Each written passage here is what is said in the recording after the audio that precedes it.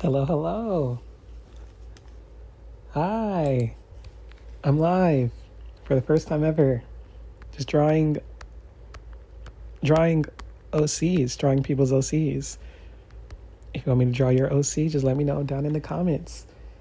This OC belongs to, I forget her name, but belongs to someone I know. An artist Mute. If you want to be Moots, an artist Moot. If you want to be Moots, you can follow me at Diary of a Tired Author on Instagram. Sorry. Just pulling up the stream on my computer to make sure everything is going smooth. Give me 1 second. I know there's a lag. I tested this out privately first. So I know there's a lag, but let me see how bad it is. Okay, it's not that bad. All right, here we go. This is her OC. I forgot what she said her name was.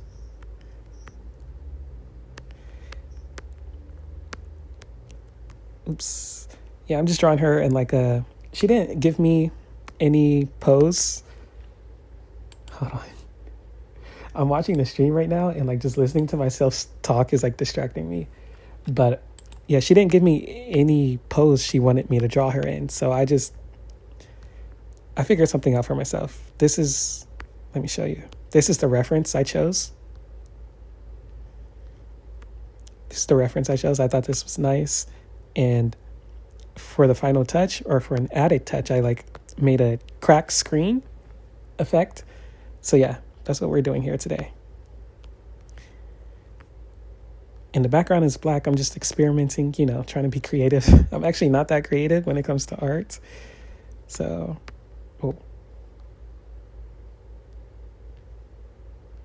So yeah, just do my best. I know there's 0 people in here currently. But when there are people, how's your day going? I'm going to ask this once and never again. I see. Art is definitely my weakness. I'm not the best artist in the world. So drawing free commissions like this is a great way to build my skill. Oh no, what happened?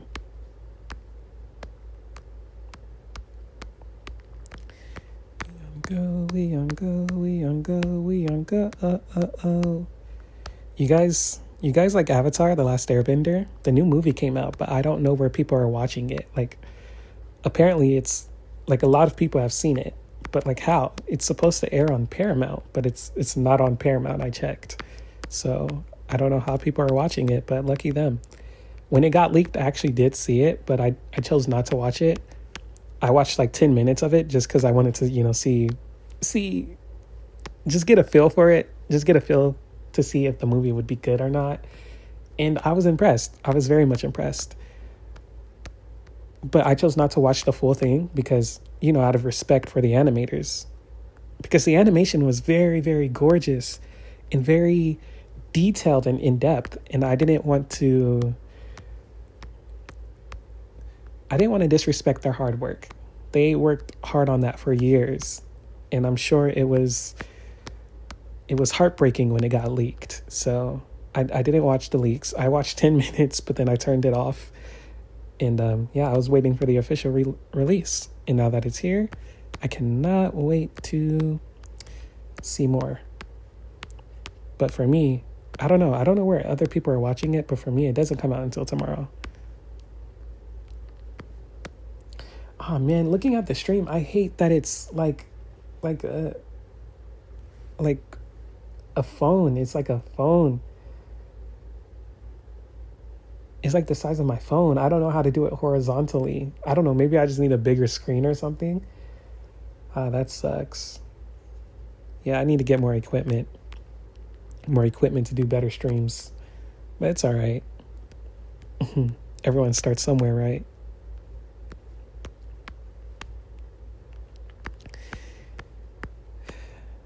I don't want to just fall silent here. I should keep talking to, at least provide some value. But like, what do I talk about? Do I talk about my anime takes? You guys want to learn about my anime takes? This is a hot take, but I love Boruto. Boruto is actually the thing that got me into Naruto. Interesting factoid.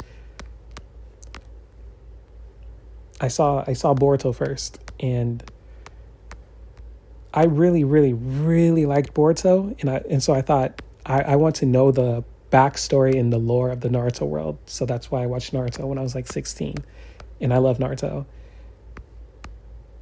As far as anime is involved, I think Naruto's like power system is my favorite. I really love chakra, and I really love ninjas. I like the world building of Naruto, like the ninjas and everything. I think that's super cool. And yeah, after I finished Naruto, but for me, while I was watching Naruto the first time, I didn't really like it that much. I liked it, but to me, it didn't really start to get good until Kaguya came. I really liked Kaguya. I know people hate Kaguya because she was so random, and it is a bit of a waste. Like, I was thinking about it the other day, and Naruto could have been so much freaking better. It had great characters, a great plot, great world building. It could have been so much better. Like, I feel like Naruto saying he wants to become the Hokage was just, I don't know, it's just like something he said to drive the plot forward. But in the story, we're not actually seeing Naruto working towards becoming the Hokage. We're seeing Naruto chasing after Sasuke. So I feel like if the story was actually focused on Naruto becoming the Hokage, it would have been much better. Because the story, like the promise of the story was that Naruto will become the Hokage. But Naruto doesn't even become the Hokage in Naruto. He becomes the Hokage in Boruto. So it's like, what was the point? I don't know, man. Like, Kishimoto,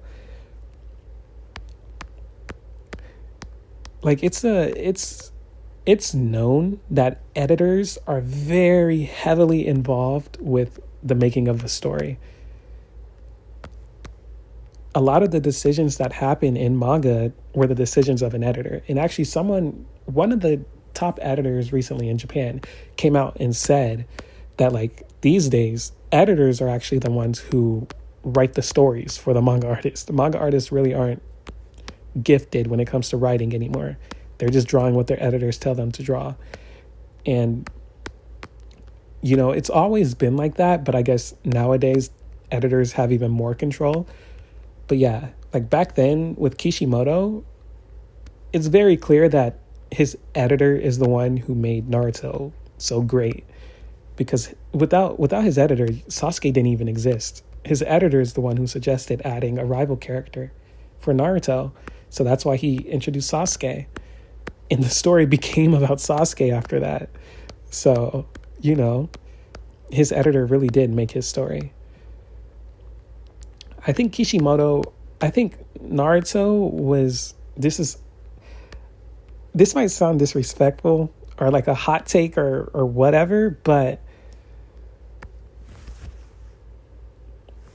I feel like Kishimoto, he's not much of a writer. I feel like he's an amazing artist, but his writing skills aren't the best.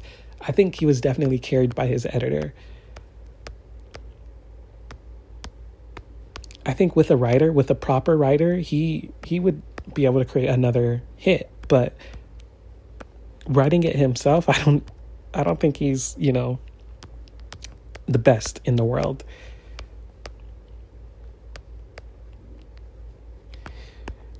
So what was I talking about? I don't know. Anyways, oh yeah. So to me, Naruto, it was just okay, but I didn't really start to enjoy it until Kaguya came. And then, once it ended, I was like, no, like, it just got good. Why is it over? It's unfortunate. But, darn, what was I talking about? Oh, yeah. But, if Naruto focused on Naruto's journey of becoming the Hokage and not just Sasuke, I think it would have been much better. ooh, this kind of looks good, but I don't know. I don't know. I'll go with it for now, but we'll see. We'll see. But I really love Boruto. I really, really love Boruto. And I wish I had someone to talk about Boruto with, but like everyone hates Boruto, and it's unfortunate because it was the anime's portrayal. The anime literally was just a cash grab. It just existed for children. That's what the anime was. And it worked. It was very popular amongst children. But OG Naruto fans, they wanted something like Naruto, and that's not what Boruto is. So, because of the anime, the manga got so much hate. But the manga is genuinely a masterpiece, I'm not gonna lie. The manga is one of my favorite manga out right now. Like Boruto, it's so good. It's so good. I enjoy it much more than One Piece.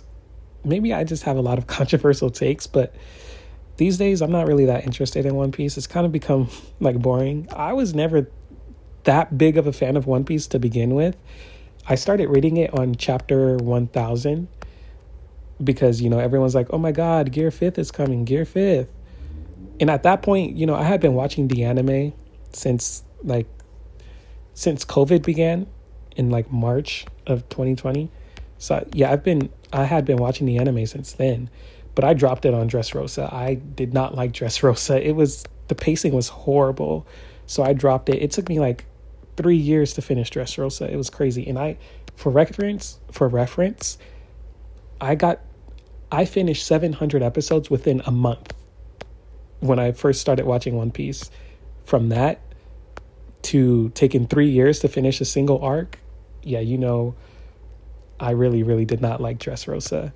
So I had already dropped the anime, but my friend, she got into One Piece and she surpassed me. She was, she got further into the show than I did, and she was just hyping it up so much.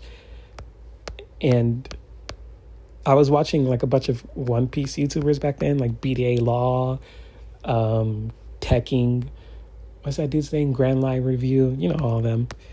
And they just made One Piece sound so fantastical and amazing. They would always talk it up like it's the greatest thing in existence. So I wanted to catch up to the anime. So I kept watching. And then, so I forced myself to watch Dressrosa, even though I seriously hated it. I forced myself to watch it. And yeah. So I was watching the anime, and I tried to read the manga too, because I was like, I really, I wasn't really even that interested in One Piece. So I was like, I don't care. I'll just read the manga. And then, what's it called? But when I first picked it up, it was in the middle of Wano.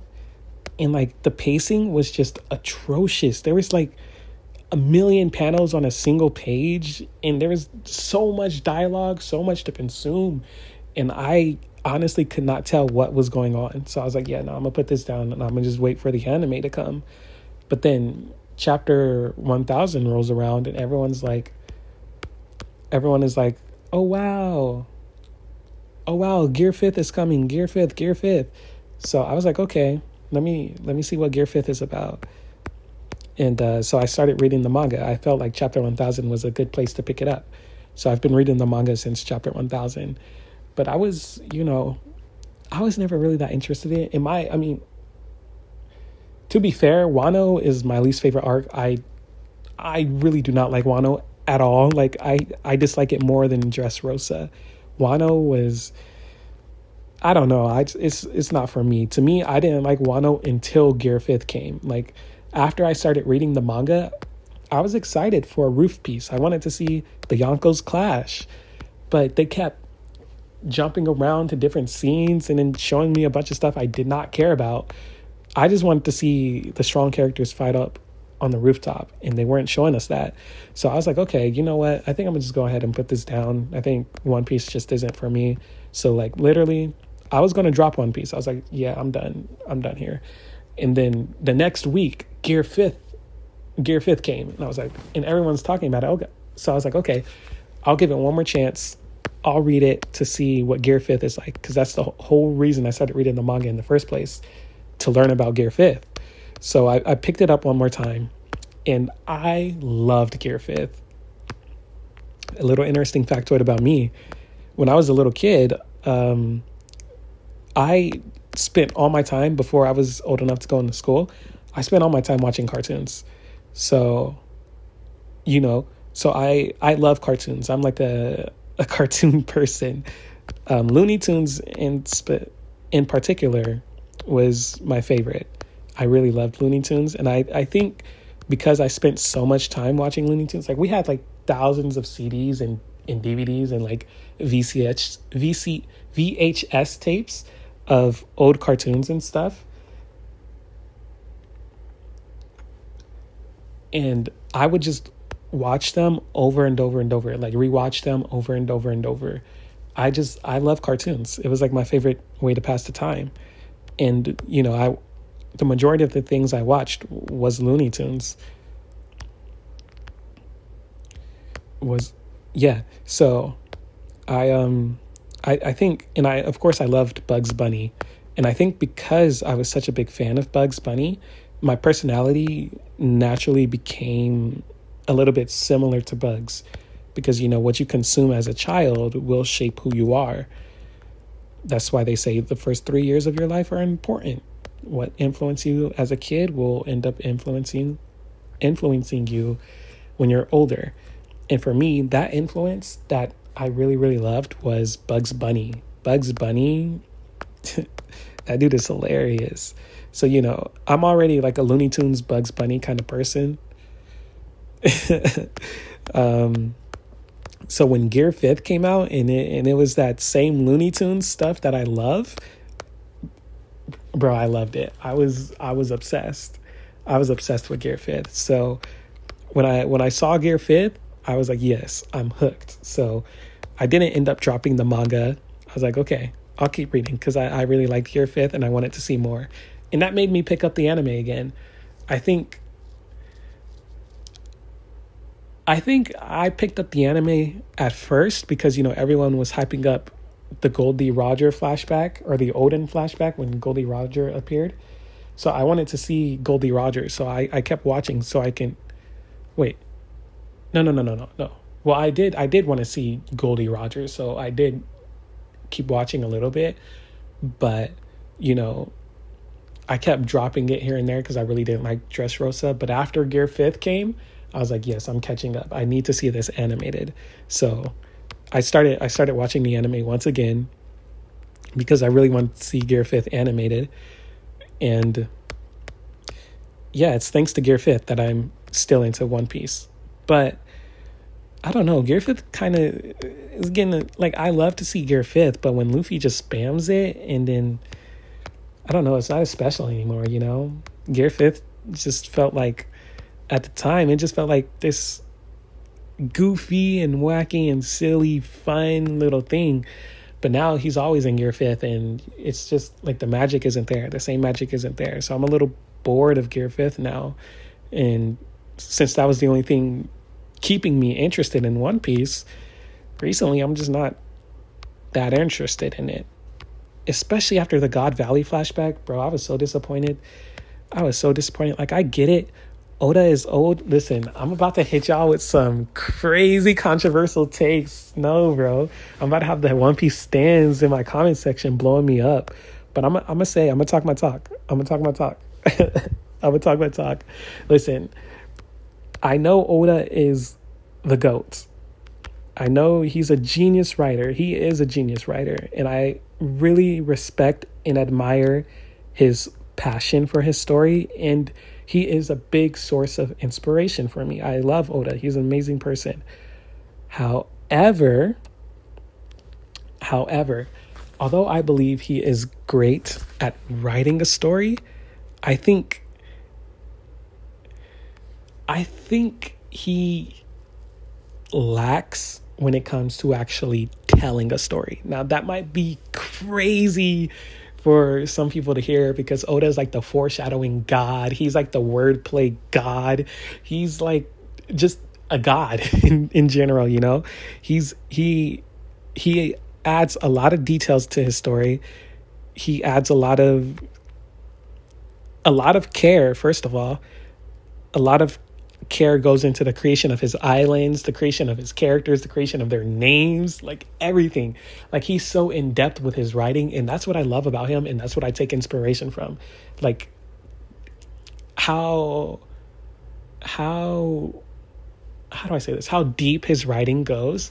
I really like that because I'm a bit shallow on the surface. I never really think about things too deeply. And when I see One Piece, to me, what makes a story special are the smaller details.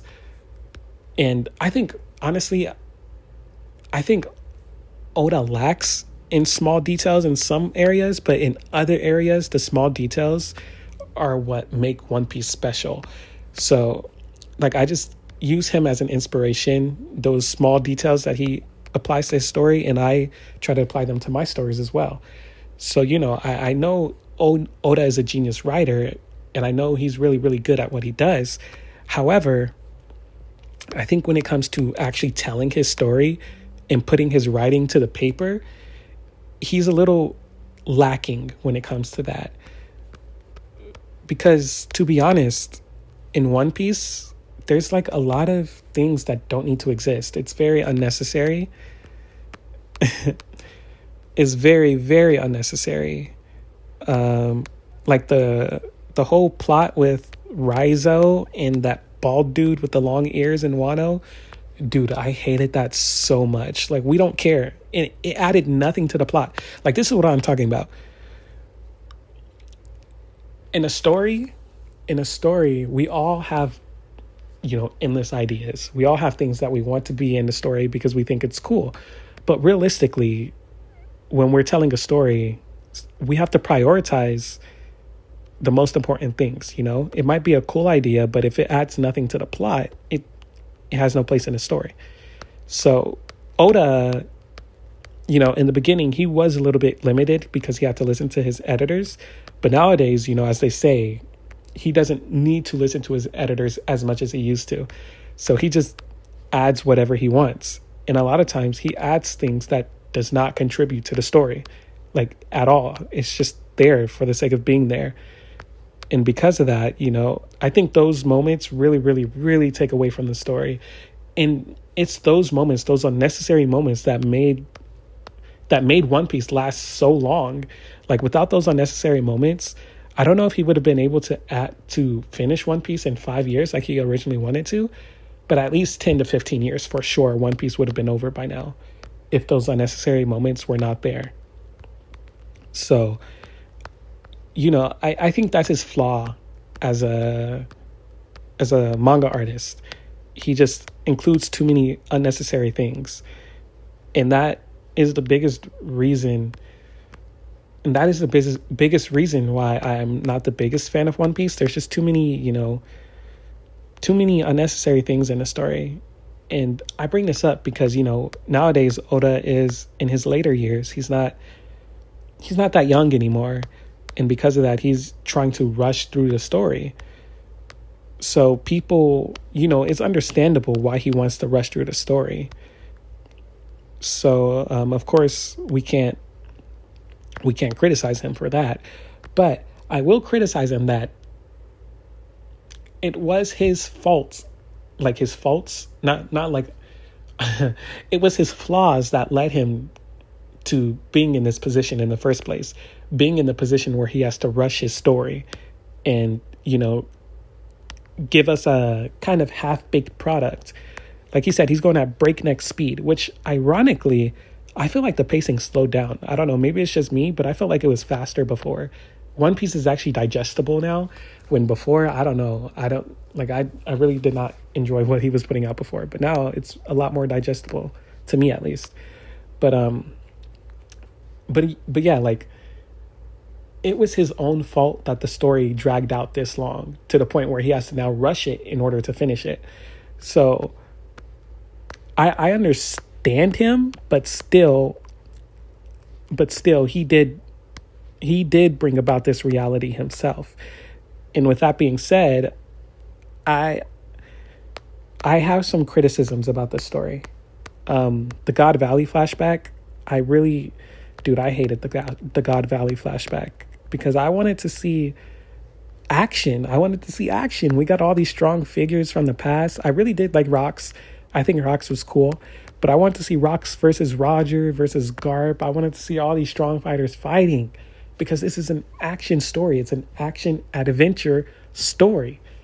But the action wasn't there. It was just clashes. You know, people say clash piece. And that's exactly what we got. We got clash piece. And I was so disappointed. Like we got these strong combatants here. We can do some very, very creative and fun and interesting fights. But because Oda's on the older side, and, you know, he doesn't have all the time in the world to spend on a flashback, he couldn't really give us those fights, which is understandable. But it's like, you brought this upon yourself, Oda, by adding all those unnecessary components to the story that really did not contribute anything to the overarching plot of the story. So it's like I understand the position you're in, but I also understand that you put yourself in this position. So my criticisms, I can't just take away my criticisms because you literally did this to yourself.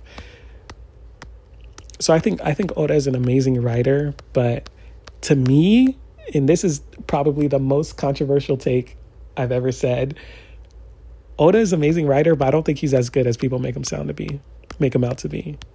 I'm sorry, like, to me, like, he's, oh my God, he's incredible, but, you know, he has his downsides. Every author has their downsides, and Oda is no exception. That's all. So yeah, that's why these days I'm not really that interested in One Piece. It's like really boring to me now, I'm not gonna lie. When the Gods Knights pulled up, I hope to get a fun arc. Like, we were all looking forward to Elbath, and I did like the beginning of Elbath. To me, I really like the slower pacing. I know a lot of One Piece fans don't like that, but I like the slower pacing when we can actually feel and digest the world. There's like always a lot of lore being dropped. And so I like moving at a slower pace so I can process that lore.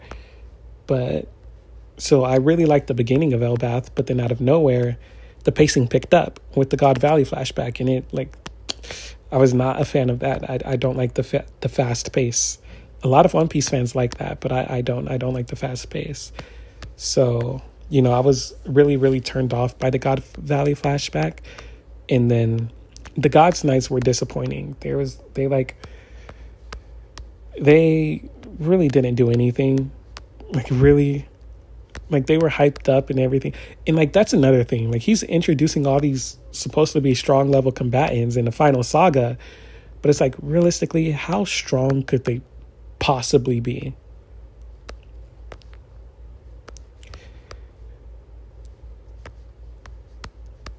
Like, we already seen the top in the verse. We know it's Shanks. Like, people, wait, hold on now. I'm about to go on a whole side tangent. People, like, when Loki got introduced, people are like, how did Shanks beat Loki? Shanks is on Fraud Watch. They were saying there's no way Shanks could have beat Loki. And I'm just sitting here like, I don't know why no one's thought of this, but Shanks is just that strong. Like, I don't know why it seems impossible to believe that Shanks is just on another level of strength when he was compared to Joy Boy himself. The same Joy Boy who, like, we could see that Luffy and Loki are comparable in strength. Obviously, Loki is stronger because Loki was actually able to fight against Emu, and Luffy couldn't. Luffy pretty much got negatived. He got obliterated. So, obviously, Loki is stronger than Luffy. And but they're pretty comparable in terms of strength. And Emu tells Luffy, like, there's no way you're Joy Boy because Joy Boy wasn't this weak. So if Joy Boy is far beyond Luffy and Luffy is comparable to Loki, and Loki lost to Shanks, the same Shanks who was comparable to Joy Boy, then it just stands to reason that Shanks is just that strong. I don't understand why that's so hard to understand. So, like Shanks, I don't know why. Shanks is kind of like my favorite character. I really like Shanks. And, sometimes One Piece fans just be weird, bro. Like, there's this whole lore, just not lore, this whole thing going on that people assume Shanks is going to die. Like, where do you get that from? Why are you guys saying that? Not my goat. Not my goat. Also, when they were saying like Shanks is a fraud because he there's no way he could beat Loki. Like, bro, what are you talking about? Shanks is just that strong. I don't know why that's so hard to comprehend. But yeah, that was just a little side tangent. Anyways, yeah, when he's introducing all these like strong threats, these gods knights, I mean, it makes sense because Emu is clearly on a different level. Luffy still needs to grow, clearly. So it makes sense that there's a level to reach before getting to Emu. It makes sense that there's a threat that'll push Luffy to the levels he needs to be to even stand against Emu. So, I had high expectations from the Gods Knights, but they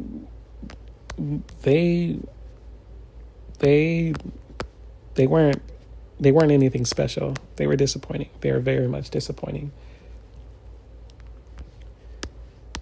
So, the Gods Knights, even the Gods Knights feel useless and unnecessary, really. They just seem like an extra thing he did that was just cool. But realistically, they don't really contribute anything to the story. Like, remove the Gods Knights from the story and what changes? Like, nothing. Nothing changes. They don't really need to be there. That seems like one of those extra things that he added to the story. One of those unnecessary things that he added to the story that just made it even longer. Because we just had a whole flashback of Harold becoming a God's Knight.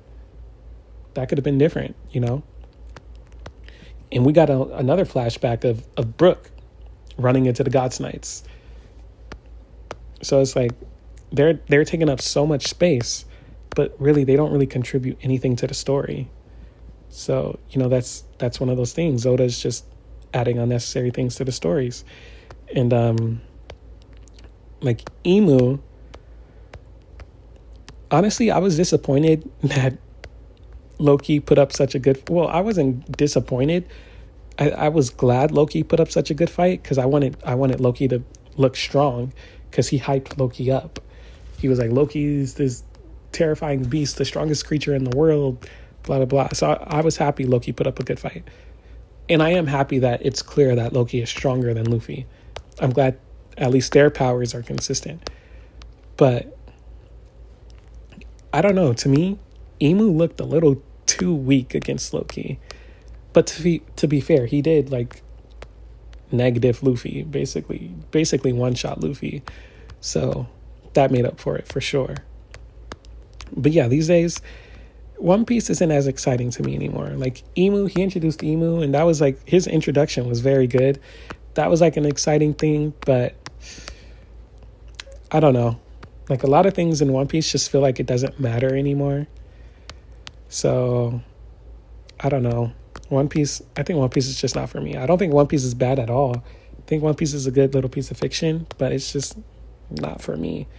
There's more disappointing moments in One Piece than there are exciting moments. To me, at least. But that's why these days I enjoy Boruto more than One Piece. But don't get me wrong, Boruto is not perfect. Like, I feel like they're rushing things too much. After the time skip, when we got Boruto 2 Blue Vortex, it was so exciting to see an older Boruto, a rebel Boruto who's the enemy to the world. I wanted to see more. I wanted to dive more into that plot line. But they kind of just threw that whole thing away. Like, it doesn't even matter that Boruto's the enemy now. He's still with Konoha. So, I think it's wasted potential. Honestly, there's a lot of wasted potential in Boruto. So many things could be better, and it's just not better. So that's very much unfortunate. So yeah, Boruto has its flaws, and honestly, the writing in One Piece is way better than Boruto. I mean, I don't think anyone would disagree with that, but I don't know. I think just in general, Boruto is more enjoyable to me than One Piece is. And I always like Naruto more than One Piece, so maybe it's just, I don't know, maybe it's just a thing. Maybe I just really like the Naruto world. But yeah, so I'd love to talk about Boruto, but nobody ever wants to talk about Boruto, unfortunately, because of the bad rep it got because of the anime.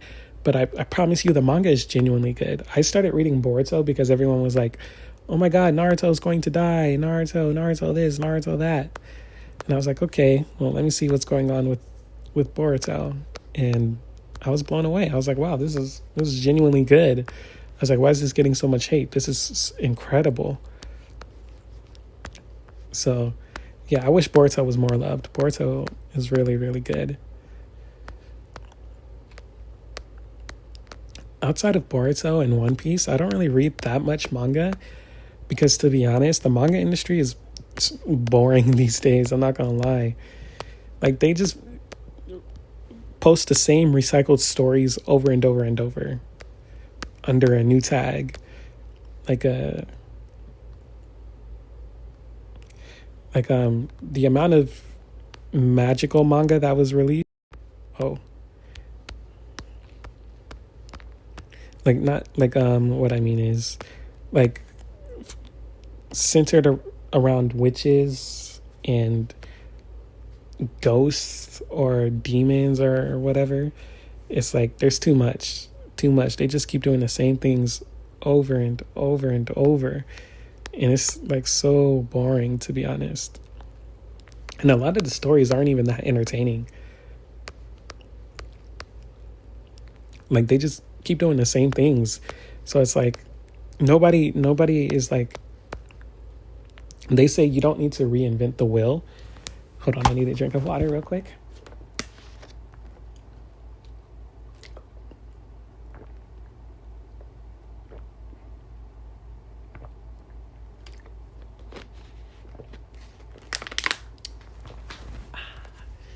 Some good agua. But they say you don't need to reinvent the wheel, but I think that's exactly what manga needs right now. Like, an editor said that right now I don't know if he was talking about Shonen Jump specifically or just the manga industry as a whole, but he said, like, editors are the ones who write the stories and the manga artists are the ones who draw it. And he said they just write stories that will be popular. They just write stories that will be popular and that will sell well. And I 100% agree with that, because that's what they do. They just recycle the same boring ideas over and over and over without doing anything new. And it's like, they say you don't need to reinvent the wheel, just do what already works. But if everyone's doing what works, it's not going to work anymore, because, it's oversaturated. So at some point, someone is going to need to reinvent the wheel. So that's why I don't really read manga much anymore, because it's just the same stuff. I read a lot of old manga sometimes, but from Shonen Jump specifically, I don't really read much because, yeah, I'm not interested. It's boring to me, just doing the same things time and time again. I don't want to see that same call to action, same hero's journey story that I've already seen a million times. Like, can we do something different? And a lot of stories are darker and toned these days, which I'm also not into. So, yeah, I think the manga industry definitely needs someone to reinvent the wheel.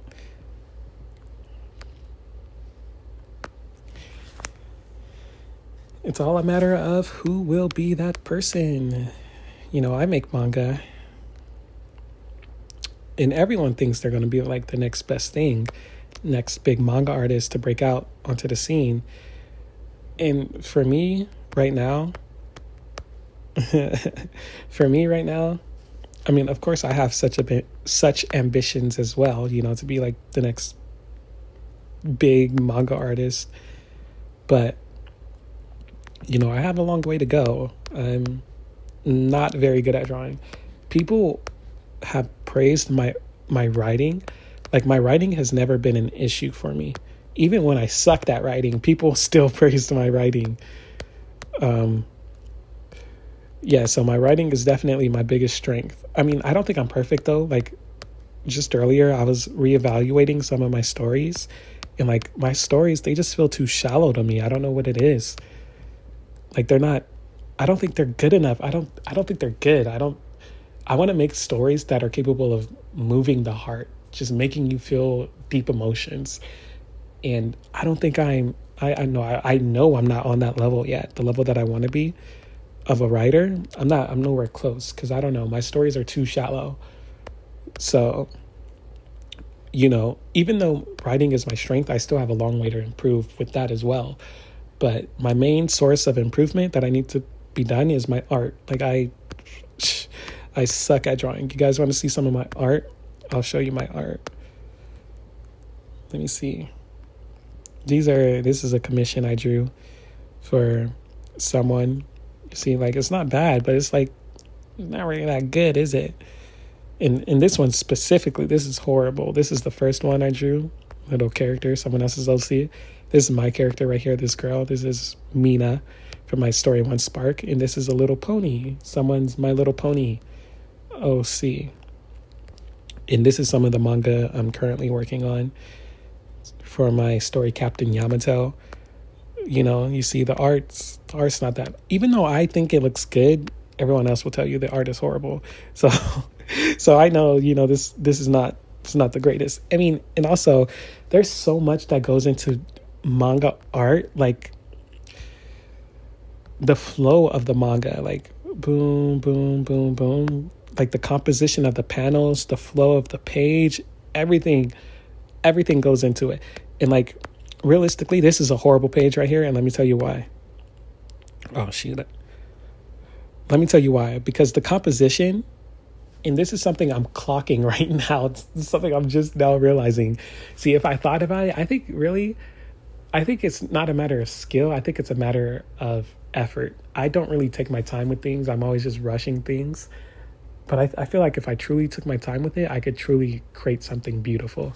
But like, let me tell you guys what I'm just now clocking. Like,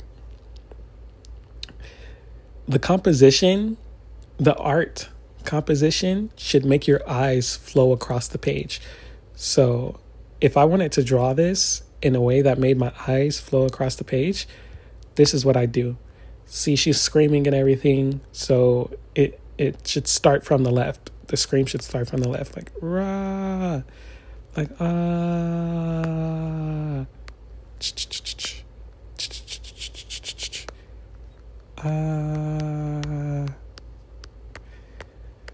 and then he should clock it. So I don't think this is bad comp, because it starts here, and then the computer is like right here. So yeah, I think this is a good little panel. But then here, she's falling out of her chair, but she's only falling to the side. But if we want to guide the reader's eyes down here, we're either going to need something to pop out in the foreground here. We need something to pop out in the foreground. I don't know how to spell. We need something to pop out in the foreground, or we just have her fall forward like this, like have her fall forward like this, boom. So it guides the reader's eyes to the next panel. And in here, this kind of guides the reader's eyes, I suppose, because, it ends with her turning her head this way. So this isn't the worst, I guess. I mean, the character drawing is horrible. And then here, she's supposed to be like sitting up. Just sitting up like this. And then the way I would use this to guide someone's eyes to the next page is just by putting like a speech bubble right there. And so like, this is how the page should look. She's, yelling from the side, and then it goes down. It goes down here, and you got the little computer in the foreground that guides the reader's eyes to this page. And sometimes what I like to do is I like to add text going into this panel. So you realistically could do that. You just be like crash, add like a crash sound effect, and either show something in the foreground right here, or have her falling forward so that guides the reader's eyes. And it starts right here, so it's good that there's this face right here, and it's good that there's a face right here in the middle, and then it's good right here. So this panel is honestly the best on the page. Well, that one and this one. This panel is the best on the page. It's just the character art is honestly bad. And then, from there, we'll guide it to here. And in this panel, she's just sitting up, and it's just a straight panel of her sitting up. And the way I'd guide the reader's eyes to the next page is with this little speech bubble here. Although I don't think there's any dialogue in this panel, but you get the point. Anyways, so yeah, that's one component of manga art, just formatting it in a way that guides the reader's eyes across the page. And another one is, and that's something I lack in, not because I'm incapable of doing that, but because, like I said, I just never take my time. I think it's just a matter of taking your time and actually thinking about this thing, because manga it's a delicate practice. It requires a lot of care and a lot of time and precision. Like if you watch any videos of professional manga artists, they'll just sit there for hours just doing this, literally just doing this. Like it requires a lot of time and precision. That's why it takes so long to make manga, and that's why it's so incredible for people who make manga weekly. I do want to make weekly mangas myself, but but look at the quality of my art. The quality of my art it's nothing, it's nothing compared to these professionals who put their entire soul into their stories. So yeah, one of the things I'm lacking in is the direction, like guiding the reader's eyes across the page, because I just don't put enough effort into my manga. So that's definitely something I need to work on, slowing down and putting more effort. And another thing that I struggle with is composition. Because look at this composition. It's just basic. She's just sitting in a chair. Then it's a close-up of her face. Then it's a close-up of her eye. This is actually not that bad. It's the first page. So, on the first page, typically you don't want much to happen. You just want it to be simple. So it's a good first page. It's a good first page. It's it just, like ideally I'd want more to happen in this final panel here. Let me go here. I'd want more to happen in this final panel here, something that really grabs your eye and catches your attention. But it's just her opening her eye, and then we go from that into this next page where her screaming. So it's a decent final page. I mean, decent first page, but I don't think it's a strong first page. If I had to rank it, I'd give it like a 7 out of 10. I don't know if I even qualify to rank it, but yeah, I'd give it like a 7 out of 10, because it does establish that she's in a mental hospital. I have not drawn the background yet, but in the background she's clearly in a mental hospital. I mean, like, look at what she's wearing. And then we get a close-up of her. I did see a video of Kana Yamasaki. She's kind of my goat. She's my favorite YouTuber right now, Kana Yamasaki. She posted a reel recently saying that on the first page, you want to show the background first in the first panel to show the location. Then you want to show a close-up of the character so we can get a better idea of the character. Then for the biggest shot in the first page, it's like the establishing shot. I forgot what she said, but that establishing shot will, I think, basically put the series, put the series into motion, basically. that establishing shot will basically put the series into motion. So yeah, the first page is extremely important, and I think I did do that well. Like I said, you can see that she's in a mental hospital. She's in a straitjacket. And then, so I did what Kana said. And I actually drew this before Kana posted that video. Like I said, she just posted it. So, but, yeah. So the first panel, you can see the setting. She's in a mental hospital. The second panel, you can see an up close image of her. And then in the third panel, this is where I'm lacking. I think this is a weak third panel. If anything, I should go through and change this. I should make it ideally something more exciting, something that grips your attention and make you want to turn the page.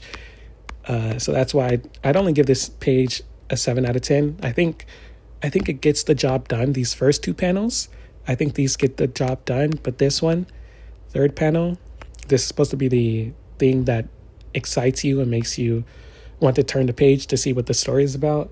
I think this is where I'm lacking. So yeah, you can see my composition needs a lot of work. And even this, like, it's just an eye. It's like, it's not really good composition. So yeah, I can definitely improve there.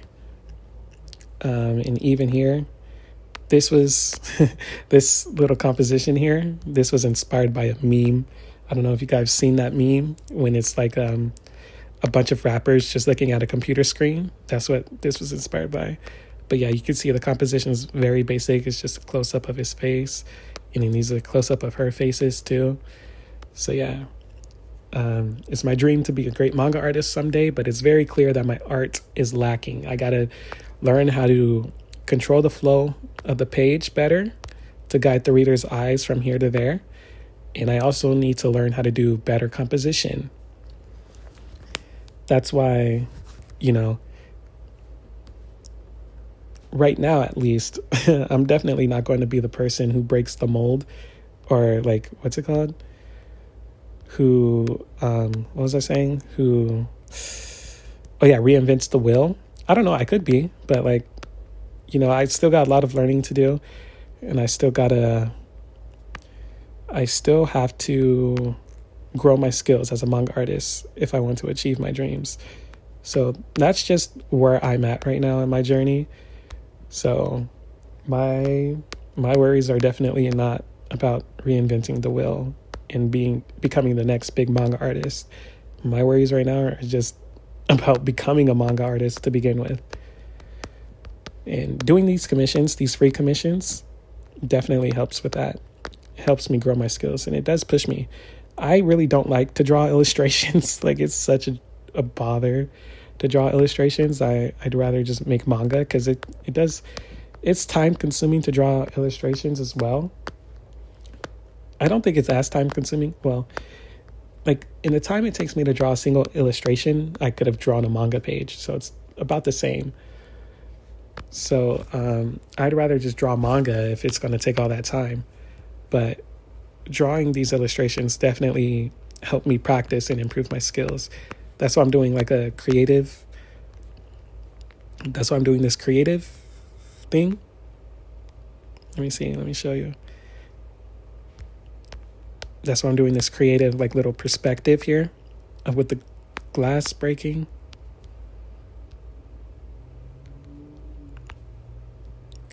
Like this, that's why I'm doing this. Trying to, just push myself to just do more. Get out of my comfort zone.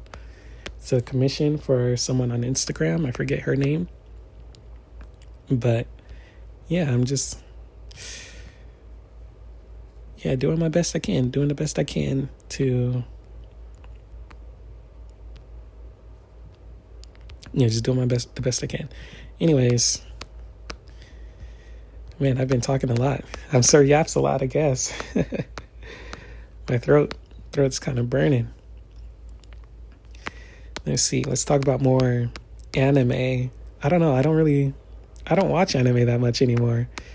These days, I'm just kind of obsessed with K-dramas. You guys like K-dramas? Like, it's the thing about anime, it's the same with manga. Like, the reason I don't read a lot of manga anymore, You want to ask a question? What's up? What would you like to know? Um, the thing, the thing with anime is that a lot of these anime I'm just not interested in. Like it's a lot of the same things. We get a lot of the same things. It's like someone, even with anime, someone needs to reinvent the wheel because they just keep doing the same stories over and over under different formats. I actually do like to make fantasy stories, so it's very like most of my stories are fantasy.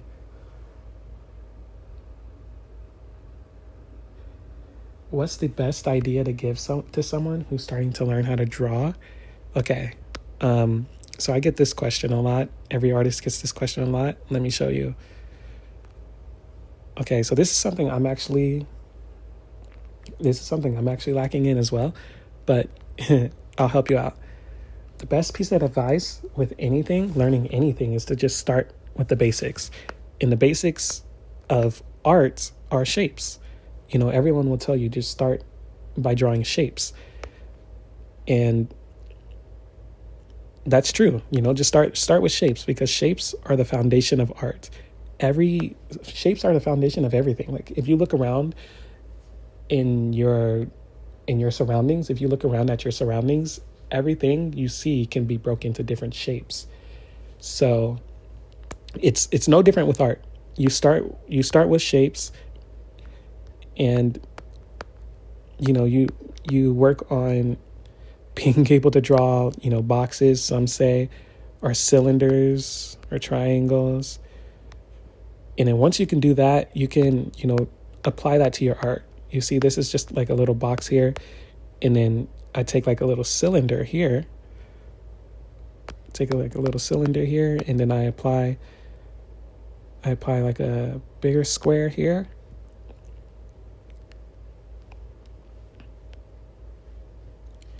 Look at this. It looks like nothing right now. It just looks like shapes stacked on top of each other. But if we go here, like change the color maybe.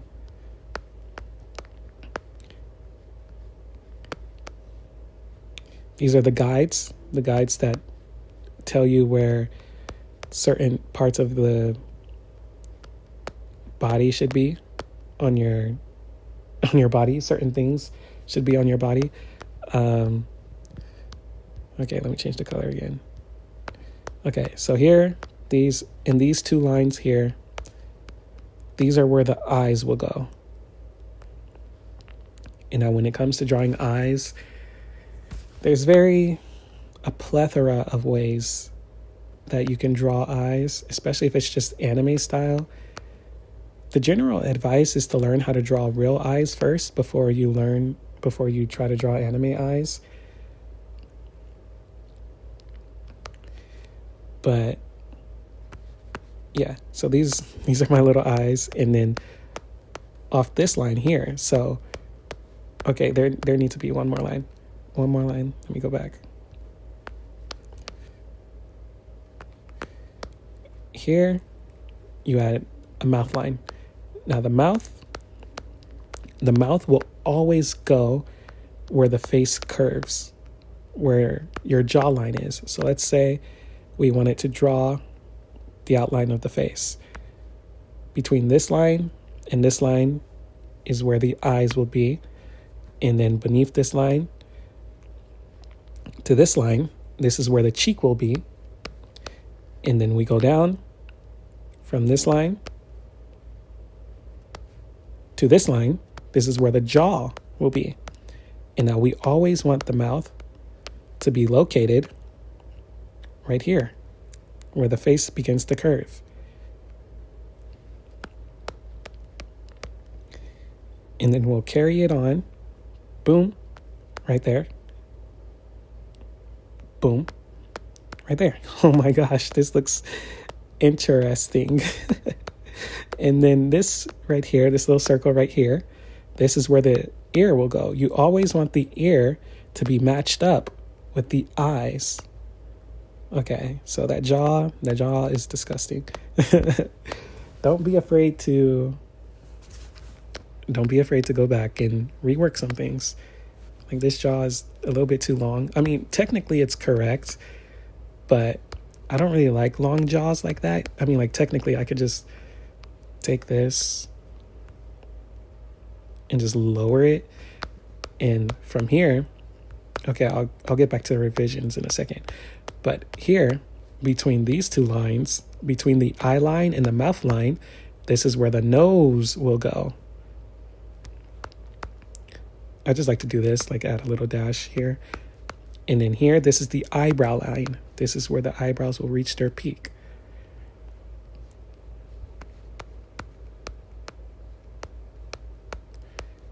And then, boom.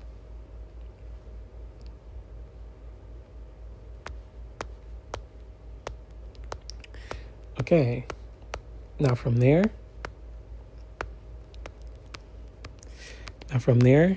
you come through to this neck, or to the cylinder, and you draw the neck.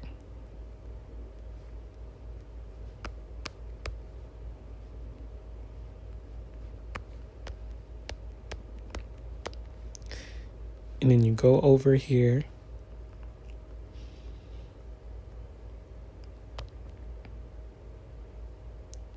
Connect those pieces like that. Boom. So this, realistically, you can add another line here, and this is the forehead. This is the forehead, or I guess this is the hairline. And boom, just like that. You see, boom, just like that.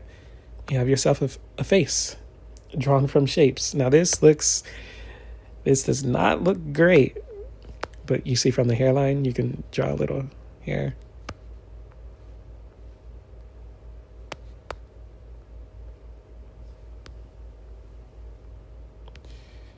Boom. Okay. So yeah, that's how you use shapes to draw a face. So yeah, my general advice to you would be, if you want to learn how to draw, start with shapes, because shapes are the foundation of everything. Thank you. I don't think it's the best, but yeah, thank you. Yeah, shapes are the foundation of everything.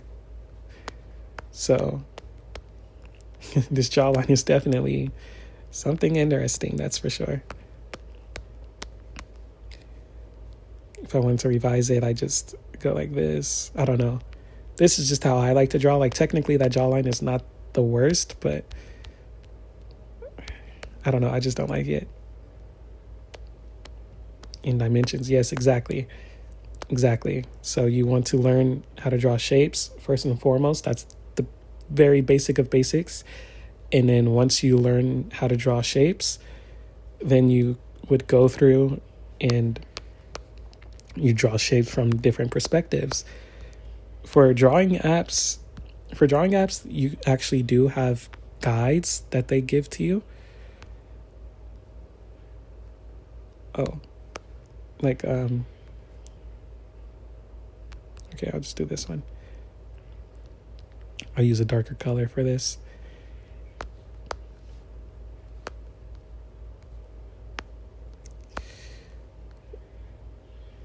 Yeah, so you can work on different perspectives. Do you know what a 1-point perspective is? 2-point perspective? Okay. This is like a whole lesson in itself. But a 1-point perspective, this is where everything from the drawing will be looking. This is where everything will be pointing towards. So, for example, let me see. A 1-point perspective. Let me see.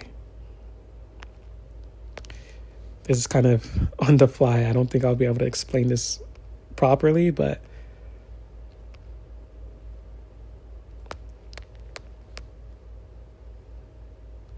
oh my God, that's horrible. Hold on. Okay. So we have this line. This line is on the point, basically.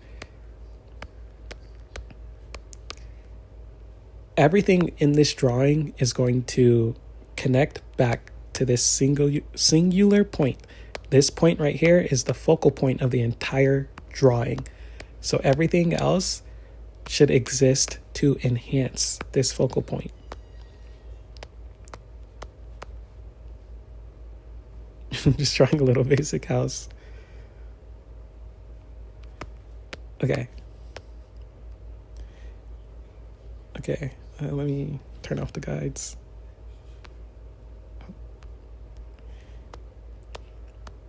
Okay, this is a 1-point perspective.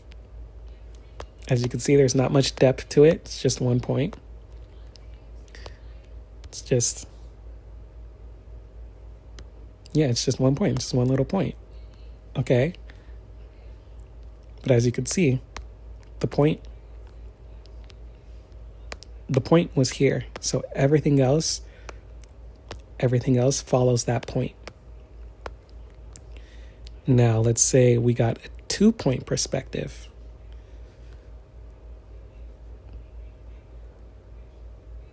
Let me turn on the guides again. Okay.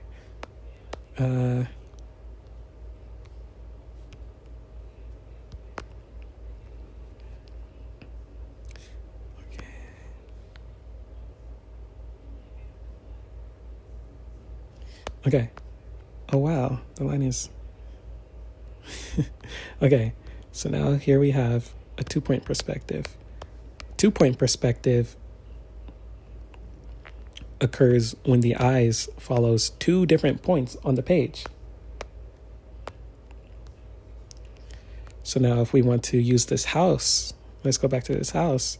When I use this house as an example to turn this into a 2-point perspective, we can just,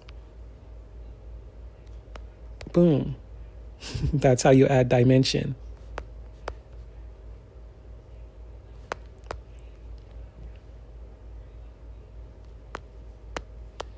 And just like that, now we can add like more details because more space on the map has been unlocked. Boom. See like little plant or flower or something. And like little gate to the house.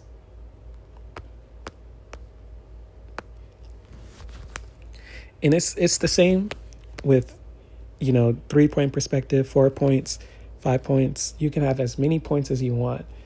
And each point just adds more depth to the house or to the drawing.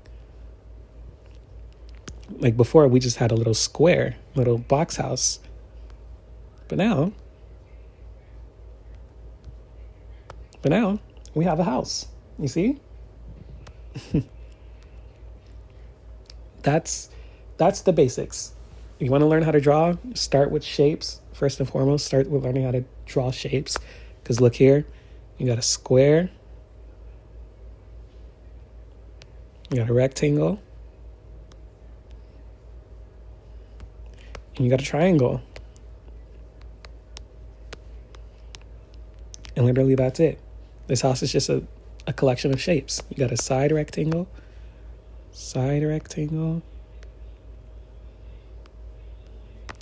You got a little oval here, or a sphere. I'll just say oval. Oval/sphere.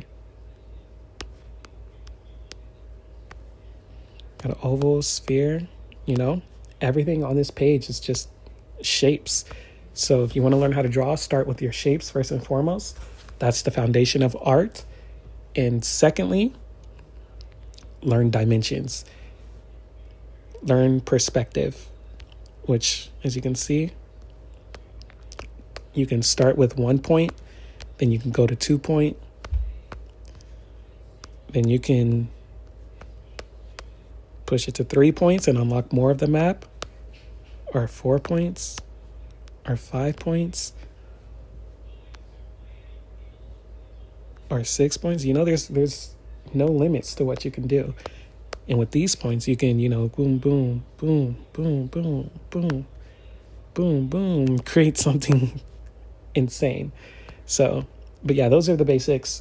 I'd say start there. Start with the basics. Learn how to draw your shapes, and then learn your perspective. Once you get there, then you'll be able to learn how to stack those shapes on top of each other like this.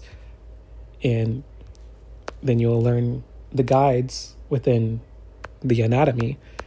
This is I forgot to add this earlier, but you need a forehead line. So this is the forehead line, or let's just say hairline. This is the hairline. This space right here would be the forehead.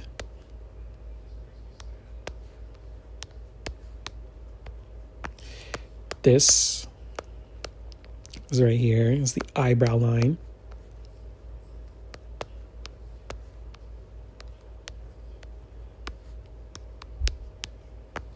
That's the eyebrow line.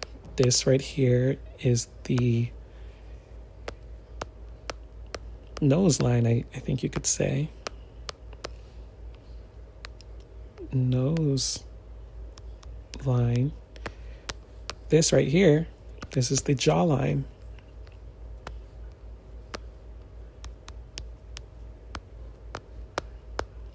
And this right here, this is the ear. So these are the dimensions, or not the dimensions, these are the guides that make up a face. So once you learn how to stack shapes on top of each other, then you want to learn the guides of a face. And then once you learn that, you can go through and actually make a face. You can see on the nose line, there's a nose. On the jawline, there's a mouth. Your mouth always wants to be on the jawline. On the eyebrow line, there's the eyebrows, and in between, there's the eyes. And then on the hairline, that's where the hair begins. So I mainly draw in anime style, so this is very helpful, especially for drawing anime.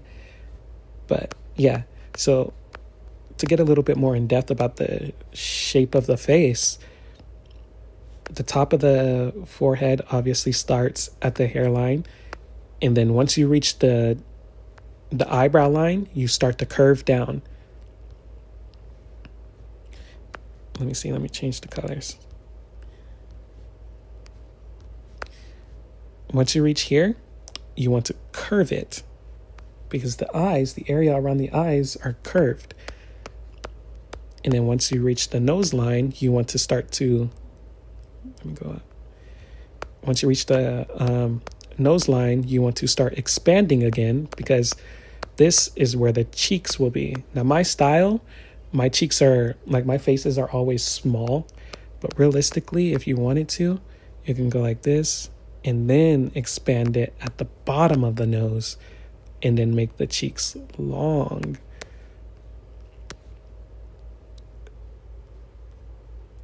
This would be like a proper face, but like I said, I always like to draw small faces. But yeah, this is when I look at that jawline, like, oh my God, chiseled. Like, wow. But yeah, anyways, yeah, so you can either start to curve at the top of the line, at the top of the nose line for a more bubbly cheek look or small face look, or you can start to curve at the bottom of the nose line for a longer face. And longer faces are typically, adults or even men, like male characters. They just have longer faces than female characters. So if you want to, draw a man, you should have the face start to curve at the bottom of the nose rather than the top. And then for the jaw, you can just, make it a little straight there like that. But for a female, if you like to draw smaller faces, you can start to curve the face at the top of the nose line and then round it here at the jawline.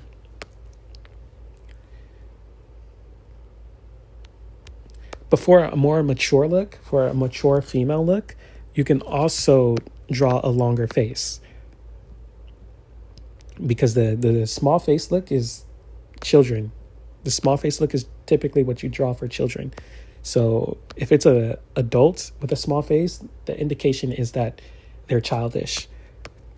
Things like that are what you have to think about when, character designs, but that's a little bit advanced. Just for now, you can either start to curve the face at the top of the nose line or at the bottom of the nose line. It's completely up to you. Either way, the mouth should always go right beneath the nose line. The mouth should be right where the curve of the face is. And then, the ears goes on the side of the head, of course. So yeah, that's how you draw. That'd be my advice. My advice to you. You want to learn how to draw, start with the basics and just work your way up from there. That's how you can get to this. Let me know if you have any other questions.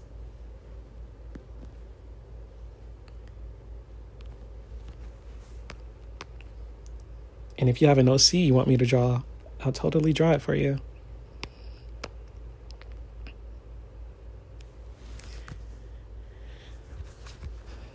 Yeah, so back to what I was talking about with the anime. A lot of anime these days, fantasy anime is catching on, which is great because most of the stories I make are fantasy. They're fantasy stories. I really love drawing, fantasy characters and just inventing my own worlds and stuff. I think that's super fun. So I'm glad to see fantasy anime catch on, but sometimes a lot of the anime I'm just not that interested in. Like Frieren was very, very popular when it came out, but when I watched it, I really wasn't that interested in it. I think maybe I just have an acquired taste because there is an audience for all these manga and all these anime that's coming out. So people do like them. Just because I don't like them doesn't mean they're bad. But, I'm not a fan of them. That's another reason I want to be a manga artist and make my own stories. Because I really do love manga and anime, but I find it hard to find something that I'd enjoy.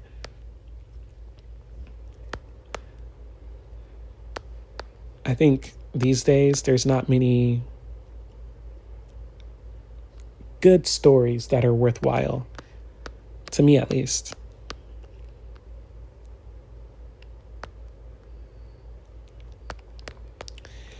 So yeah, I don't really watch anime that much anymore. I mean, I'd love to. I mean, anime is too addicting, first of all. Like, the curse of saying, just one more episode and then I'll stop. I fall into that curse too. No, you can't fall into that curse. That's horrible.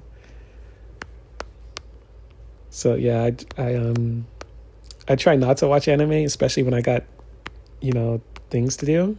I don't watch anime because it's a little bit too addicting. But one anime I watched recently that I really liked, it's the anime, everyone likes this anime. It's flawless. Re:Zero. Oh my gosh. Re:Zero, Starting Life in Another World. Dude, that anime is so perfect. I love it.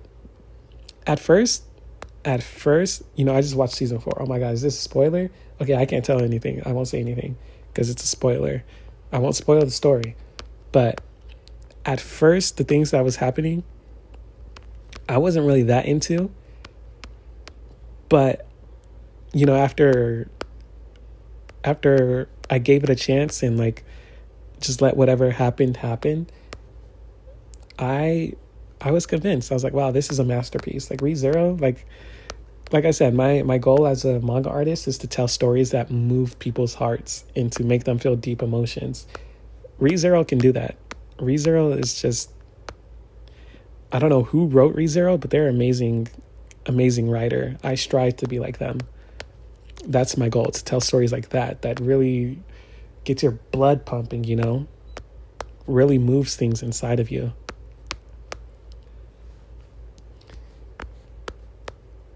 So yeah, Re:Zero, oh my God, so flawless. So flawless. If you have not seen season 4, I recommend it. Highly recommend it. It's right now the top rated anime ever. Season 4 of Re:Zero And I didn't even know that. I'm not really online that much. I'm not really in anime communities anymore. Like I said, I'm just into like K-pop and K-dramas now. But so yeah, I didn't know what people were saying about ReZero. But sometimes when I really like something, I will go on, like Twitter and see what people are saying about it. So I did that with ReZero as well, and like everyone loved it. I was like, of course they did. This is amazing.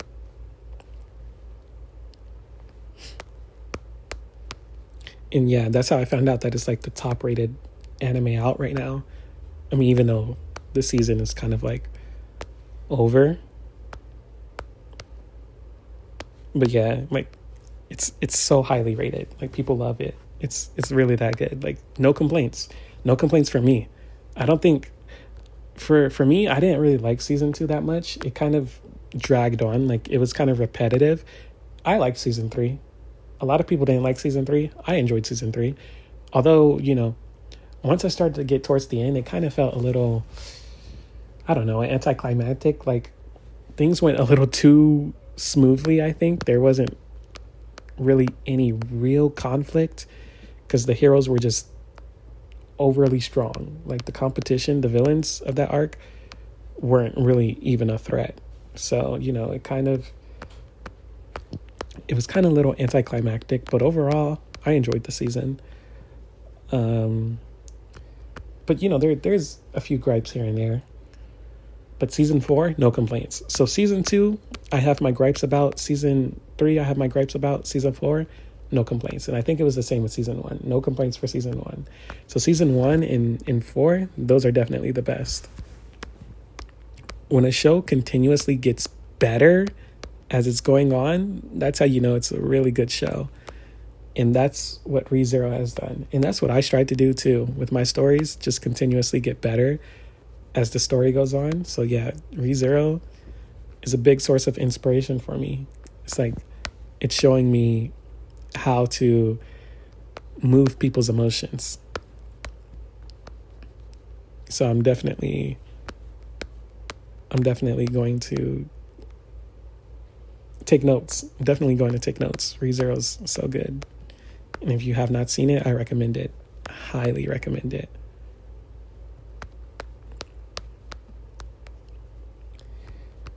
What other anime are there? If you got any anime recommendations, you can let me know too, because I don't really know that many. I've seen like a lot of anime that are not very popular.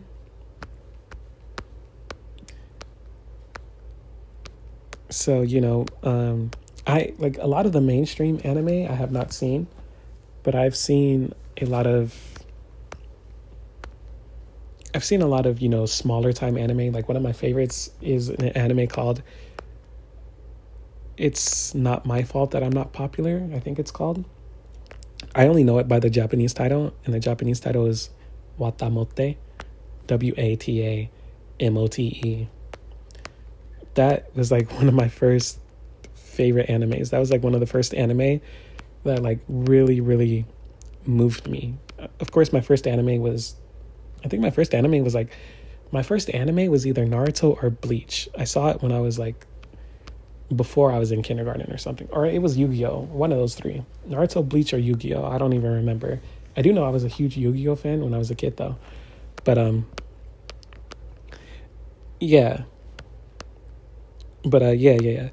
So when I was a kid, I did see Naruto, Yu-Gi-Oh!, Bleach, Pokemon, all those anime. But my first like real anime that I became a fan of was Dragon Ball. Of course. The godfather of anime. Astro Boy is the godfather of manga. Oh, Astro Boy too. I don't remember when I saw it, but I loved Astro Boy as a kid. I didn't even know it was an anime, but I really loved Astro Boy. But anyways, Astro Boy is the godfather of manga, but Dragon Ball is the godfather of anime. Dragon Ball is the anime that made anime popular in America. Not even just in America, but like overseas, outside of Japan. So, of course, Dragon Ball is my favorite. I remember when I was in kindergarten, everyone's talking about it. Like, guys, did you see the new episode of Dragon Ball Z? Or did you get the new Dragon Ball Z game? And I was like, what the heck is Dragon Ball Z? I was just imagining like this big scary dragon, so I was a little intimidated at first. But then when I watched it, it was so much cooler than I ever imagined. So yeah. Um so yeah, Dragon Ball was my first favorite anime. And Watamote was like that first outside of Dragon Ball. Watamote was the first anime that I really, really liked. So so yeah, so from Watamote, I learned that like a lot of the small time anime are very, very much worth watching. I loved it so much that I reached out to its creator and I was like, hey, when is season 2 coming? And the creator was like, nobody wants to animate it. I was like, oh, that's a shame, because it's a really good story. It's a really good fun story. So I do recommend it. Watamote is just like a show about this little shut-in girl. I forgot her name. But yeah, she's like a shut-in or something, and she wants to. No, she's not a shut-in. She's not a shut-in, but she's like this conventionally unattractive girl, and she wants to be attractive. I guess she wants to be popular. She wants to be popular, so she makes efforts to change and to become a more popular person. At the time, I kind of resonated with it because I saw it when I was still in school, and I was not very popular at all in school either. So I could relate to the character. So that's why I really, really loved it. But yeah, from Watamote, I learned like the stuff that's not mainstream, the stuff that's not popular. It's very much worth watching. So I like a lot of anime that's not popular and not mainstream. And a lot of mainstream anime I'm just not interested in. Like Jujutsu Kaisen, when I read the manga, I binge read the manga after watching season 1 when season 1 first came out. I liked season 1 so much that I binge read the manga. And when I did that, I was blown away. I really loved the manga at the time. But I liked everything that was happening, especially Gojo's backstory. I loved Gojo's backstory. I had a friend at the time who also liked Jujutsu Kaisen, but she was like a anime only. And so after reading, she's the one who actually got me into Jujutsu Kaisen, actually. She's like, this anime is so incredible. You need to watch it. So I was like, okay, I'll give it a chance. So I watched it, yeah, and I was blown away. I was like, wow, this is a pretty good piece of media. So I read the manga. And once I got to Gojo's backstory, I was like, oh my goodness, this is one of the best backstories I have ever seen. So I told her, I was like, once season 2 comes out, you're going to be blown away. And ironically, I have not seen season 2. I have not seen season 2, but it was very well received. So I'm guessing it was good. But yeah, after that, after Gojo's backstory, I was hype. But then we get to the Shibuya incident, and the Shibuya incident is very popular. But for me, oh my God, to me, the best fight in manga, and I haven't seen the anime, so I can't say the anime, but the best fight in manga was Choso versus Yuji. That was such a good fight. Like, oh my God, I reference that fight a lot when it comes to drawing action scenes. I reference that specific fight because it was so good. Like Gege Akutami, when it comes to drawing fights in manga, they are unmatched. They are just that good. They are just incredible. So yeah, Yuji versus Choso, to me, that's the best fight in all of manga. I've never read anything better than that. It's just too good. But outside of that, I really didn't like 2 things. I didn't like that Mahito killed, oh my God, if this is spoilers, I'm so sorry. Just plug your ears. Just plug your ears. I didn't like what Mahito did to, what's her name? Oh, Nobara. I didn't like what he did to her because she was my favorite character. So I really didn't like that. And I felt like we were just getting introduced to her character. and we still had a lot more room to grow with her character. So I was disappointed that she just, you know, quotation marks, died out of nowhere. I felt like it was a waste of a good character. So that really turned me off. Her death, quote unquote, that turned me off greatly. And then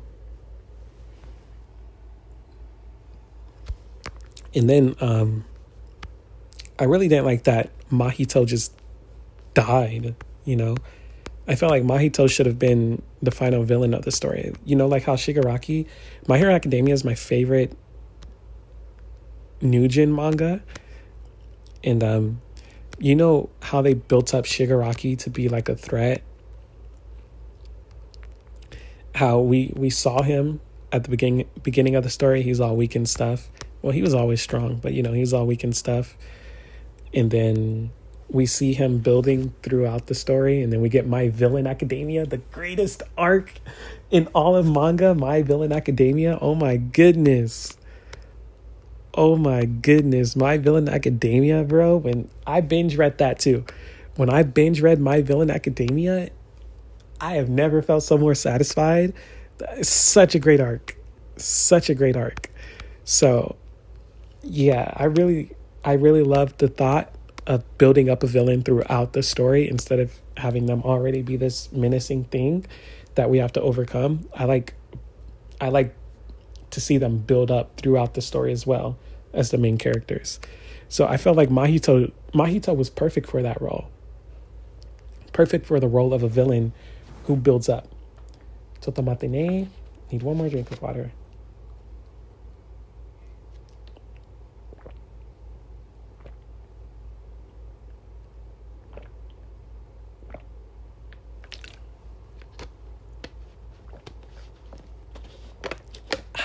Some good water.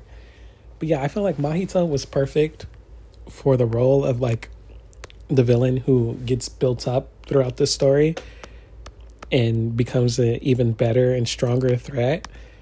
I didn't think Sukuna was a strong enough villain to be the final villain of the story. I know he was promised to be the final villain, but I don't know. I felt like Mahito was the better choice for the final villain. So when Mahito, you know, died in the Shibuya incident, I was like, what is this? I was turned off. I was turned off because Nobara died, and I was turned off because Mahito died. I was like, yeah, this is I'm losing interest. I lost a lot of interest after that. Then we dive into the Culling Games. Now I'll tread carefully here because I know the Culling Games anime is still airing, right? I think so. I don't know. I haven't watched the anime because I don't like Jujutsu Kaisen, spoiler alert. I don't really like it anymore. Like after Nobara died, I was like just supremely turned off. So I did finish the series. I did read it week to week, and I did finish it. So yeah, but I just don't like it. So yeah, I didn't watch the anime because I was like, I already know what happens, and I already know that I don't like what happens. So yeah, that's why I never watched season 2 or season 3. But yeah, I know season 3 is recent. I don't know if it's done yet or not. So I'll tread carefully here. Try not to give too much spoilers away. But yeah, once we reached the Culling game, I was not that interested in some of the things that was happening. Like the fights were cool, but I think Jujutsu Kaisen lacked depth. The problem with One Piece is that we don't get enough fights. It's too much lore dumps. It's like, let us process what we're getting, you know? Let us process this, show us some cool fights here and there, and then keep going. But he doesn't do that. It's just lore dump after lore dump after lore dump. It's a little bit too much information. But with Jujutsu Kaisen, it's the complete opposite. They don't give us any exposition. It's just nothing but fights. Nothing but fights. And it's like, where's the exposition? Exposition is what makes the world. Exposition is what fills up the world. They're not giving us that. They're just giving us a bunch of fights and then giving us paragraphs of text within those fights about all these techniques and all this and that. And I'm just like, bro, like, oh my God. So it was just too much. The Culling, was it the Culling Games? The Culling Games was just too much for me. It was way too much fights. I didn't like after the Shibuya incident, I wanted some exposition. I wanted to sit down and just have some conversations, get some lore dumps. We did not do that. We just jumped straight into the Culling games, and I was like, oh, okay. So, yeah, so the fights were cool. Of course they were cool. It's Jujutsu Kaisen. They have the best fights in all of anime and manga. So the fights were cool. But, I just wanted to slow down on the fights and just talk for a second. And we never really got to do that. And when we did talk, it was either short or some long expose about different techniques. And I did not want to read that. I'm not gonna lie, I don't think I read most of that text about the techniques. I don't think I read that. I was like, yeah, I'm not reading this. So I just skimmed over it. And I was super mad in Gojo versus Sukuna. I'm not gonna spoil it. I'm not gonna say what happens, but I was so much looking forward to that fight. And I was so upset that they spent the majority of the fight talking. I'm like, we got the two strongest sorcerers in the world duking it out right now. Why are we spending so much time on these characters talking? I don't want to see them talk. I want to see them fight. It's like the whole story. I was asking for them to talk more, but they weren't talking. But now that I finally wanted to see a fight, they're just spending the entire fight talking. I'm like, what is going on here? And the outcome of the fight, I already knew the outcome was coming. Like, it was very obvious from the beginning that was going to happen.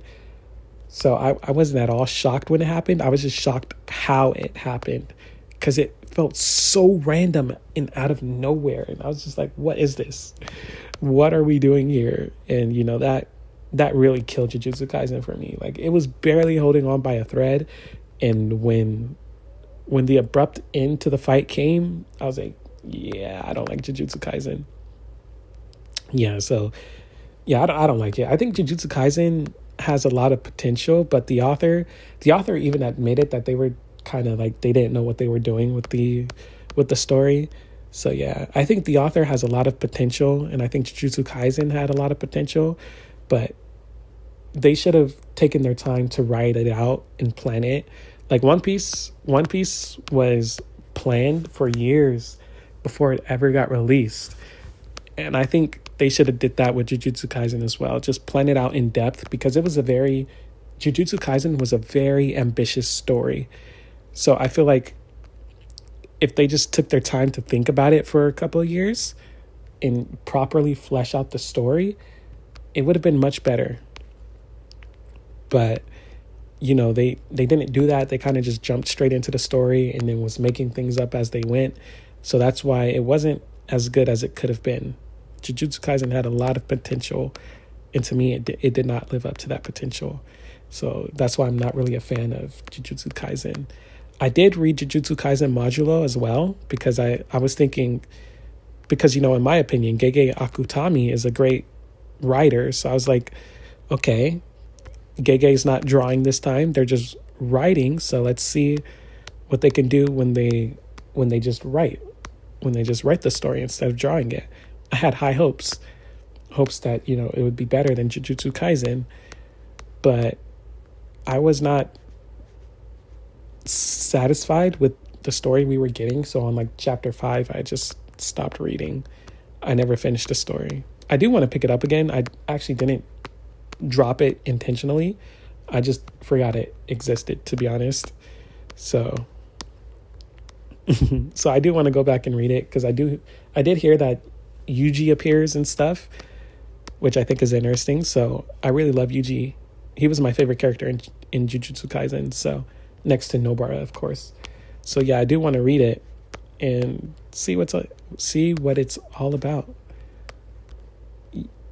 Yeah, I really didn't get past like chapter 3 or chapter 5. I don't know. So yeah, I don't know anything about that story. I want to go back and read it. I mean, like what I did see from the stuff I did see, I wasn't really that interested. I didn't really like what was happening in the story, and I really didn't like the art style. The art was phenomenal. Don't get me wrong. It was incredible. It's just, the style wasn't really for me. It was so dark. And because of that dark style, the the mood of the story just looked dark too. So yeah, I didn't really like it.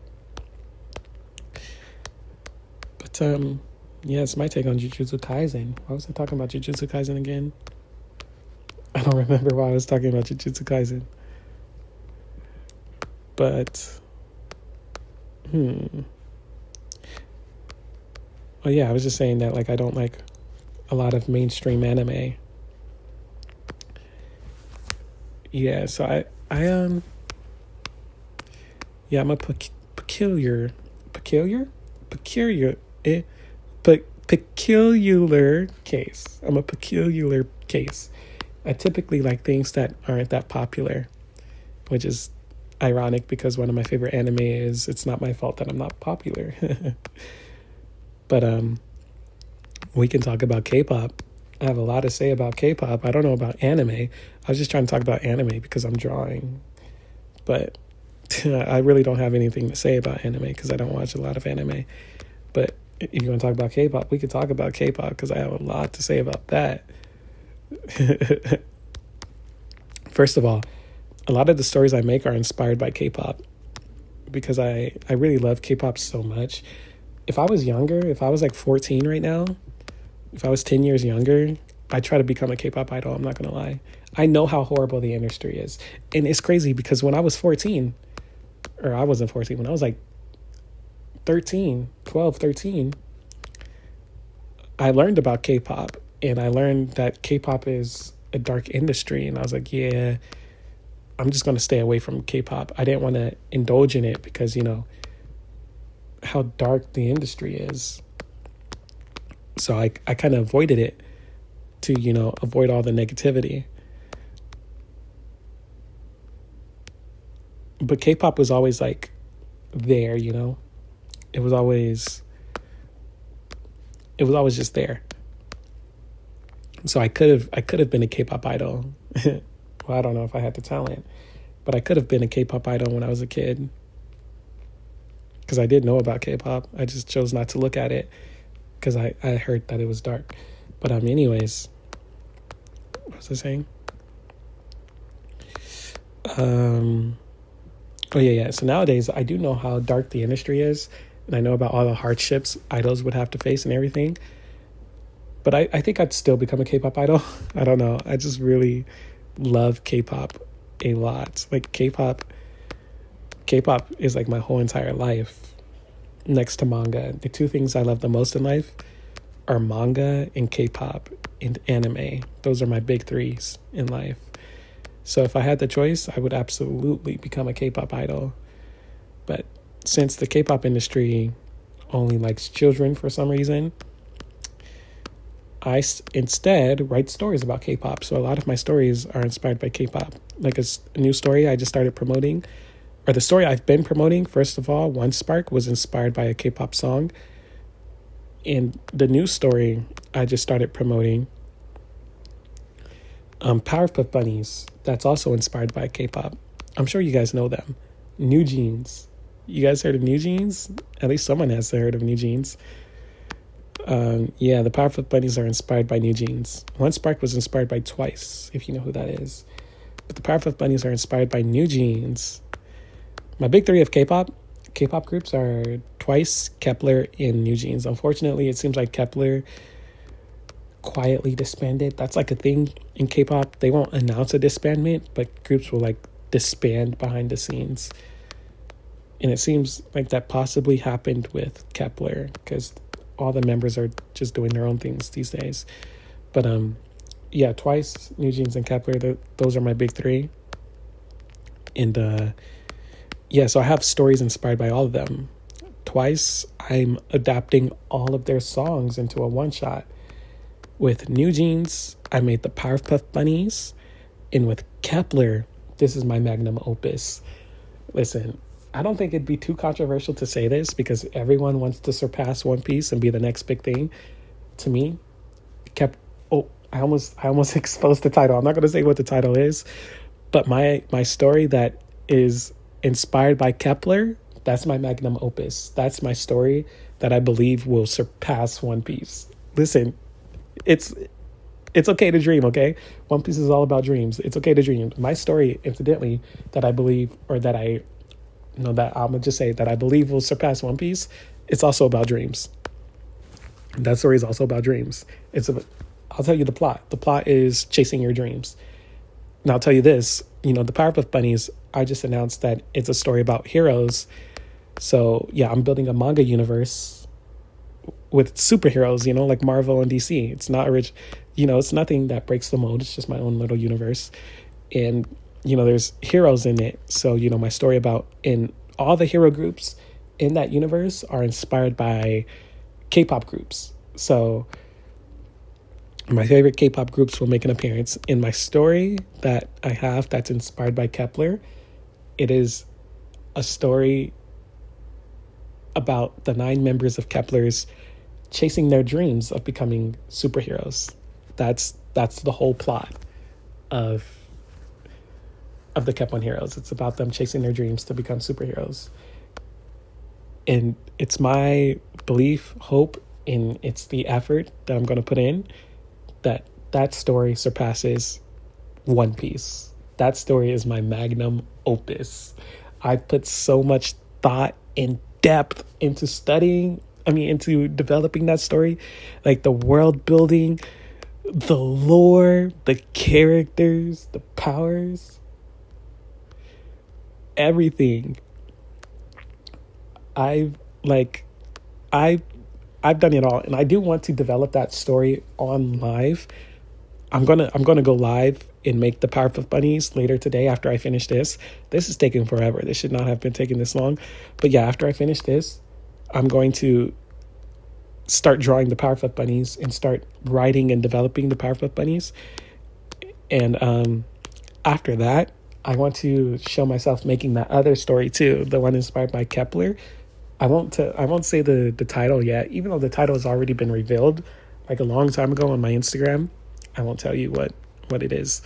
So yeah, but like I've put so much thought in oh my God, the universe is so in depth. It's crazy. Like it's going to blow everyone's minds. It might be a little too much.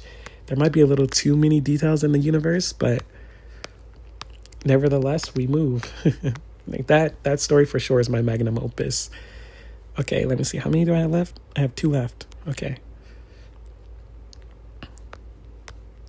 That story for sure is my magnum opus.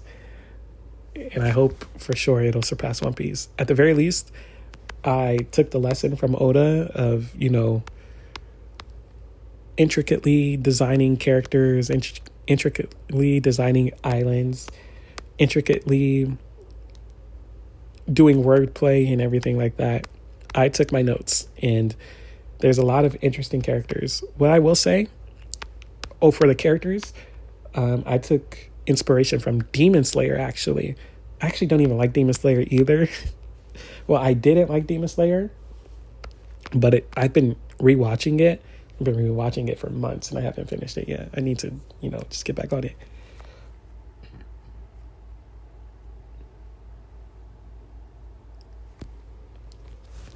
But yeah.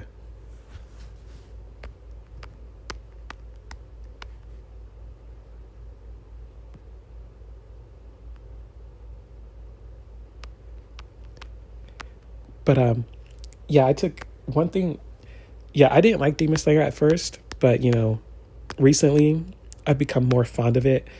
But one, I was just thinking like, why is Demon Slayer so popular? Because to me, I didn't think Demon Slayer was that great. So as I was watching it, I was just studying it. I think me watching Demon Slayer, I was able to look at it from a unique perspective because I was not a fan of the show. I did not like it at all. So I was specifically watching it from an analytical lens. Like, why is Demon Slayer so popular when it's, not the best thing in the world? I was watching it, by the way, because my little cousins loved it, so I used to watch it with them.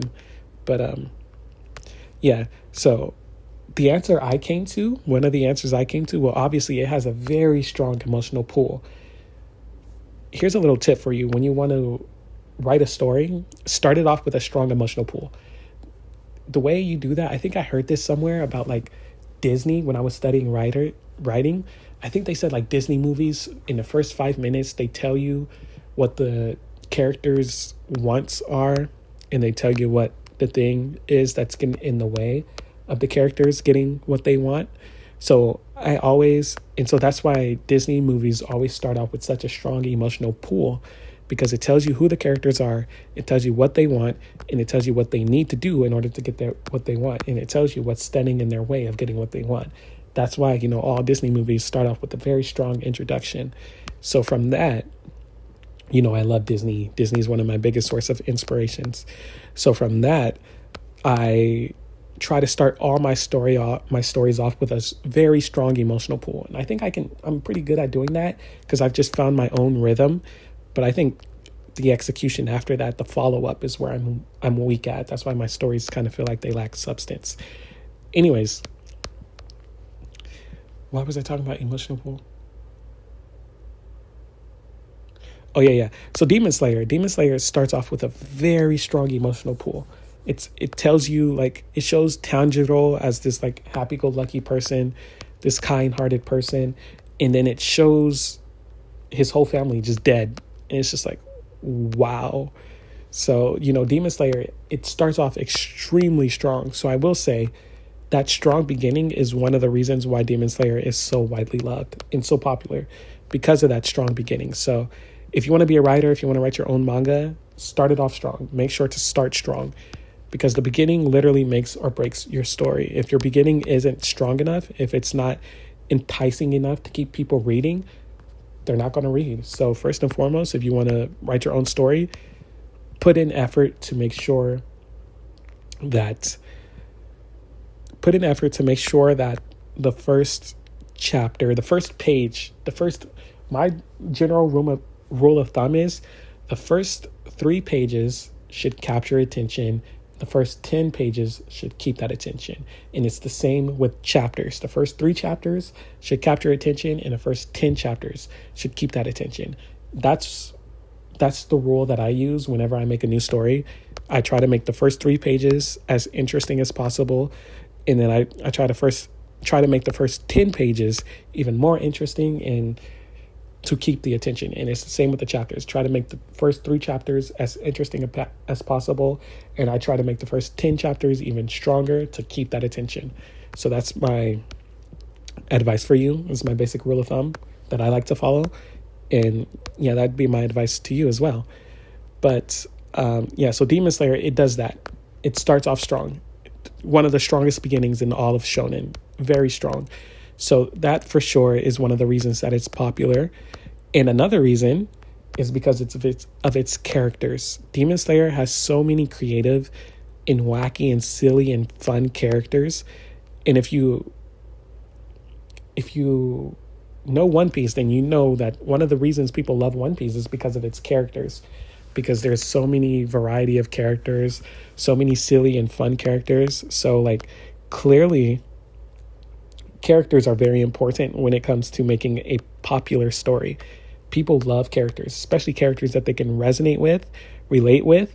So my advice, so much advice in this live stream, my advice is to make characters that are emotionally resonant with the viewers, meaning that viewers can connect to and relate to. Well, let me say viewers can relate to on an emotional level, because that relation will make the viewers connect with the characters. And when they connect with the characters, they'll like the characters and they'll start reading more to see more of the characters. So first and foremost, you got to make relatable characters, emotionally relatable characters. And after you do that, make the characters fun, make them interesting to watch. The stories with the funnest characters always tend to be the most popular characters. Like with My Hero Academia, just seeing the dynamics between Bakugo and Deku. In Todoroki, like 3 completely different characters. Deku was the kind-hearted one, kind-hearted, hardworking hero. Bakugo was the hot-headed, strong one. And Todoroki was just the cool, gifted one. And that dynamic was pretty cool to watch. And then, with One Piece, you have the carefree, goofy Luffy, and then you have the strong and cool Zoro. Then you have the goofy, woman-loving Sanji. That dynamic was also fun to watch, and it was fun to watch them all bicker. Then you have the coward Usopp, then the money-loving Nami, then the mysterious Robin. So, the main cast was very fun to watch, and that was the reason that many people kept coming back to watch One Piece, because of the main cast. So your characters, having strong characters that are fun to watch, is very important when it comes to making a hit story, making a story that people will like to watch. So with my story that is inspired by the K-pop girl group Kepler, I made one rule about the characters, because there are, oh my goodness, there are thousands of characters within this story. And I will say, this story, I don't know the exact length, but it's a long story. It can possibly be like as long or even longer than One Piece. But I'm trying to, that's why when I tell this story, I'm going to release 10 pages every single day, so it doesn't take as long as it took One Piece to come out, because it is a long story, and more does come after it, because like I said, it's a manga universe. So all stories stack on top of each other. All stories lead up to something else. So there is more that comes after this story, and it's so long. So I'm going to release it 10 pages every day, 10 pages every day to, shorten the time it takes to release this story. At 10 pages every day, that's like almost 2 volumes worth of content every month. So yeah, a lot is going to happen. And even if I started releasing 10 pages today, within a year, I think I'd still be in the beginning of the story. It's just that long. So yeah, but so there are thousands of characters within this story, because it's just so long. So a basic rule of thumb I made for this story is that I wanted every character that appears to have their own fun little quirk.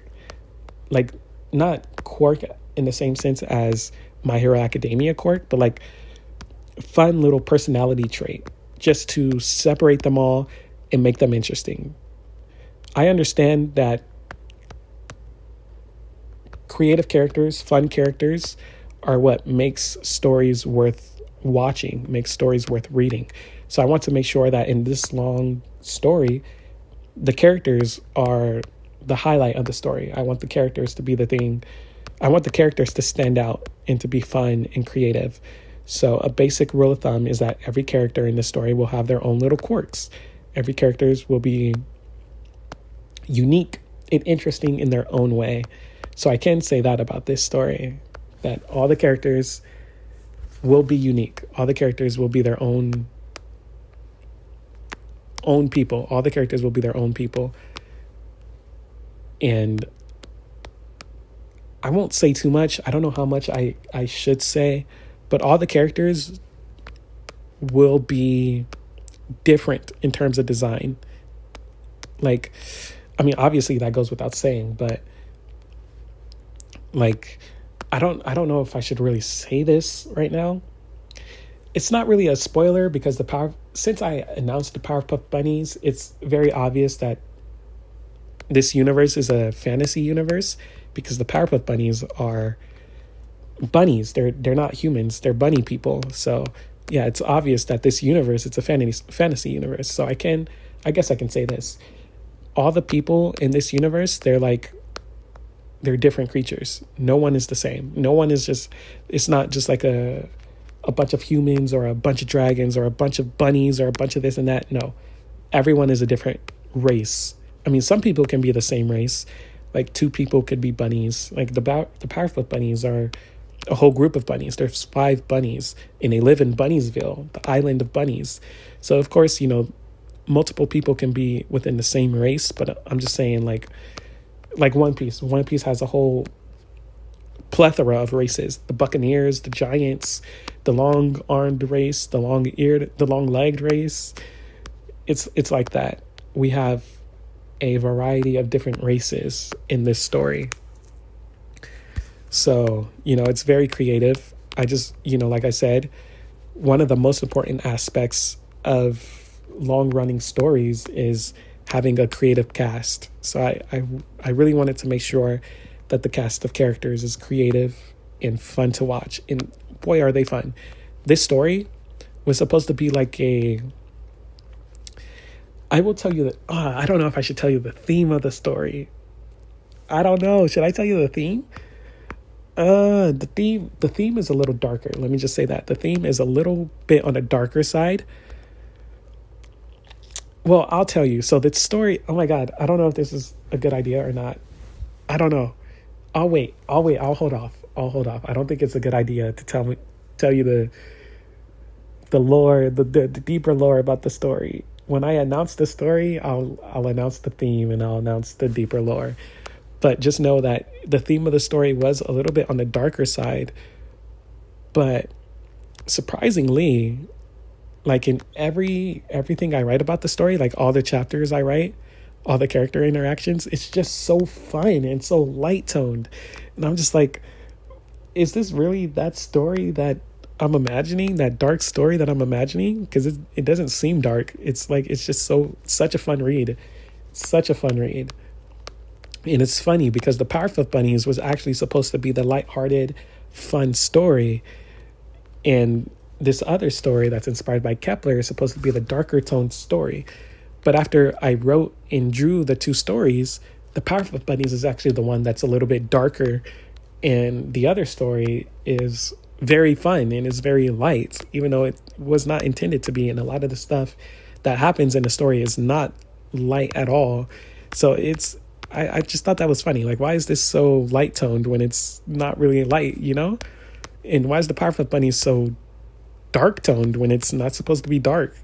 It's funny. I don't know how that happened, but it did. But yeah, I cannot wait to announce that story. So much goes into it. I will be live streaming. I don't know if those live streams will be free. I came up with the idea of maybe streaming privately as I make these stories and just allow people to pay to watch the streams because, this story specifically, like I said, my magnum opus that I hope will surpass One Piece. This story, I can't give away. I can't tell you anything. Like they say in the indie space, the best way to promote your story is by, spoiling it, just giving away certain details. I can't do that with this story. Like, just imagine if Oda started off by spoiling One Piece. It would not have been as satisfying to read One Piece if we already knew what was going to happen. So, yeah, I can't do that with this one. It's too important. It's too important. So I don't know if I'll be live streaming that one. And if I do, yeah, it'll be paid. You got to pay some money to watch that because I can't afford to let spoilers get out for that one. It's too intricate. It's too important to me. So, yeah, I might be doing that, streaming myself, making that story. It's a good little story. I'm sure I know everyone will enjoy it. But yeah, I can't I still got a lot of things to develop about the story, like the world building and all these little intricate details, because there's so much that goes into it, like One Piece level world building and even beyond. It might not sound possible, but trust me, there's so much depth to this story. I don't even know how I'm going to color this. Like, I don't know what I'm going to do. It's taken so long just to draw this. This has slowed me down a lot. Now I'm in the mood to talk about my stories, but yeah, I will save it. I do not want to spoil too much.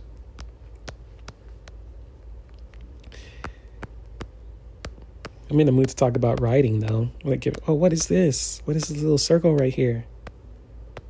What is this?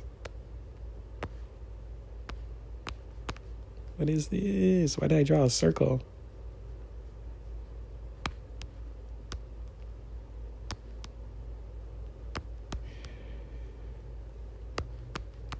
want to do like writing classes, like give writing advice to people, like hold writing classes.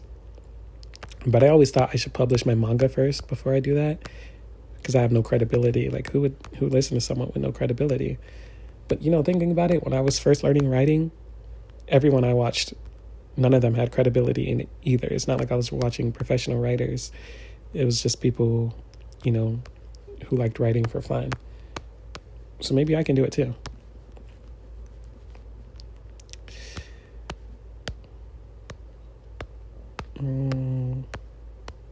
I think this one is done. Okay, we got one more. Finally. Then we'll be all done. Oh, no, we got two more. No. I think. Did I draw this one yet? Oh, I did, yes. All right, we got one more.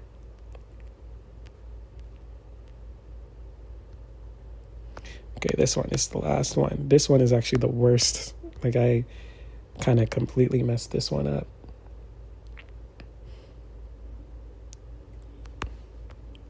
Been drinking a lot of water. My bladder is kind of running, but I'm watching my stream on my computer right now. My computer is like dying, so I'm trying to finish this up before my computer dies. So I'm not going to take a break yet.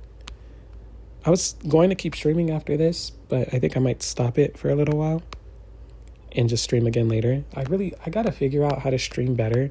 I really don't like how it's just like a little phone screen. It's disgusting. And I wish I could like add music too. Yeah, I got to figure out how to do this in a better way. Figure out how to get better. But it's my first stream, so it's okay. When I was a kid, my dream was to be a YouTuber. And then when I was 18, my dream was to be a live streamer. So it's like I'm doing both in one. So I'm glad I can finally do what I wanted to way back then. I want to talk about storytelling now. Oh my gosh. Like the important components of storytelling. I'm talking about storytelling. I do help people write their stories. So yeah, I got like 2 people I'm helping right now. I'm just helping them for fun, but I do eventually want to teach people. I should, like I said, like earlier in the year, in like April, I had ideas to like start a storytelling class, like in March or April. I think it was in March. In March, I had ideas to like do storytelling classes. So I really, really want to do that. That's one of the things I really want to do, because I love storytelling. I love writing stories. Like writing stories is the highlight of my life. So I want to help others write their stories too. I think it's so fun.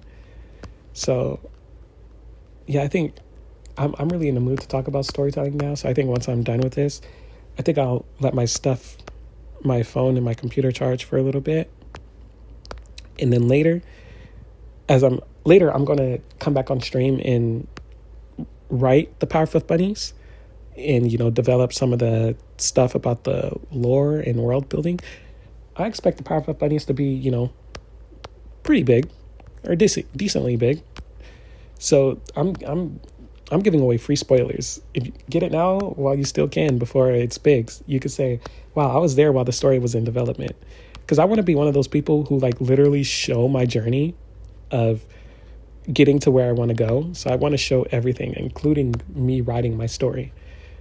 And I believe Powerpuff Bunnies will be a good story that'll take me to where I want to go. So yeah, I'm literally about to show everyone everything. So yeah, for those who are here for that, good for you. But yeah, when I do that live stream, I will talk about storytelling. I want to talk about storytelling. I'm in the mood to talk about storytelling. It was fun talking about what made Demon Slayer popular and what made One Piece popular. The characters.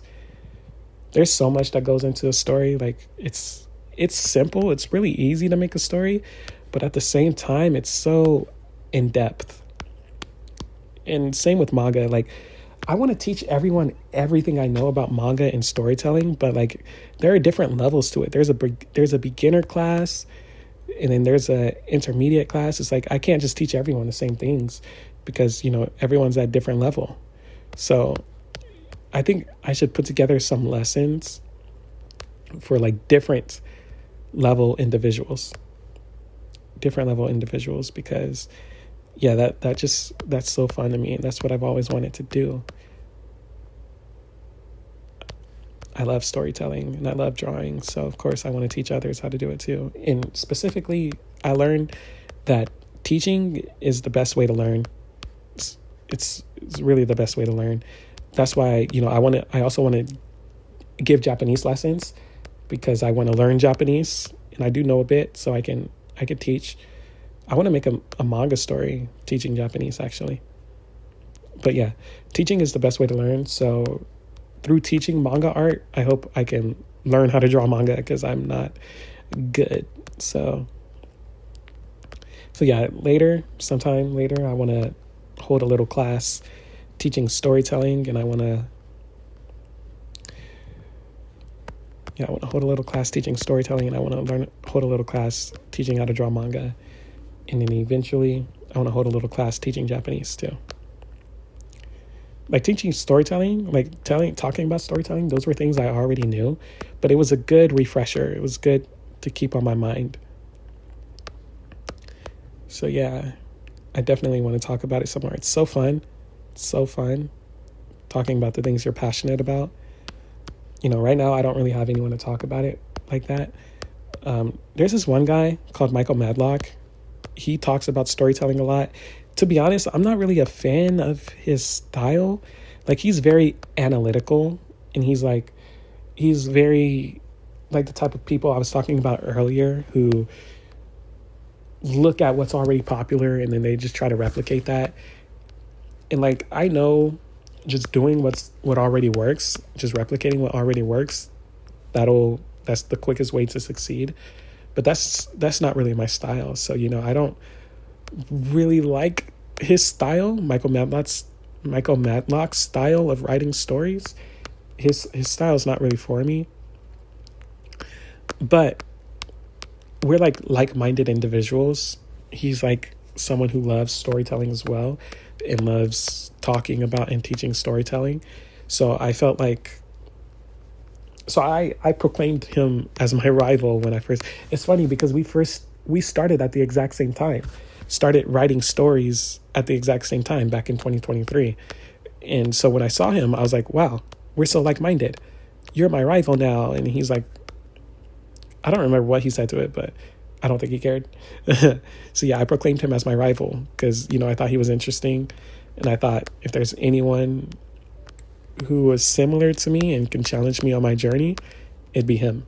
So, I tried talking to him a couple of times, since he's so like-minded and since he also knows a lot about storytelling. So I tried to, engage in conversation and just talk about storytelling with him. But because our styles are so different, we didn't really mix well. So it's unfortunate. So, I don't really have anyone to talk about storytelling with. So I think I'll just go live and just talk about storytelling, because I love talking about it. It's my favorite thing to talk about. So yeah, in a bit, I'm just about done with this. Well, there's still more I need to do, but take a little break. So yeah, in a bit, I'll turn on the live again, and I'll try to figure out how to make the live stream better. I really don't like this. I really don't like the way it looks, man. It could be better.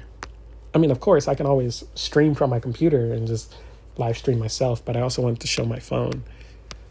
So, well, I'll have to learn how to do that. I can do that with OBS, but I don't even have OBS. The spoiler alert, I'm a little bit on never mind. So yeah, so I gotta get an OBS or something. I'll figure out how to do it.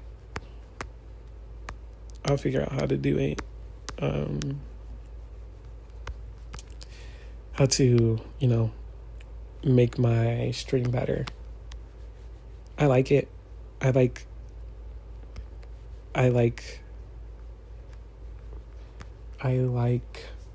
streaming. It's fun. So I want to make it better. So yeah, before I stream later, I'll try to figure out why, or I'll try to figure out how to make it better. I really just sat here and yapped for 2 hours straight. My throat is burning because my heart is burning, burning, burning. That's the song One Spark that inspired my manga, One Spark. Oh my gosh, I have to use the bathroom so bad. I'm kind of trying to rush through this because I have to use the bathroom so badly.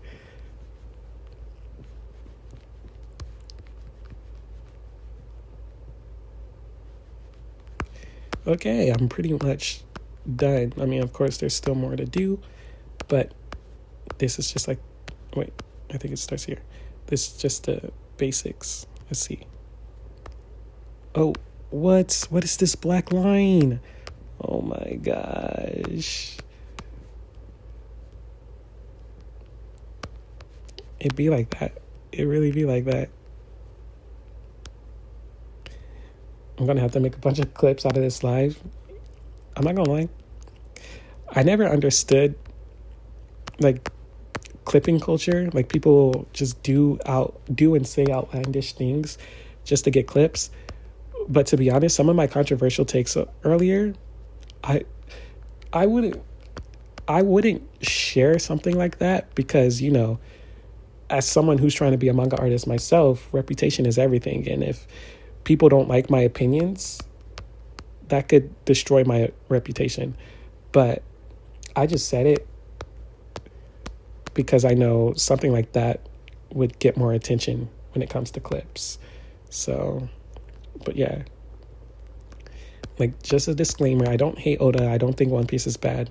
It's just, you know, my opinion about the story. And you want to give another opinion? My Hero Academia is the greatest manga. I think My Hero Academia is better than One Piece. I mean, towards the end, it got a little rocky because, you know, Horikoshi had a lot of health issues. But I think My Hero Academia is a better read than One Piece is. But I do think One Piece is more well written than My Hero Academia is. Like, imagine My Hero Academia with One Piece level writing.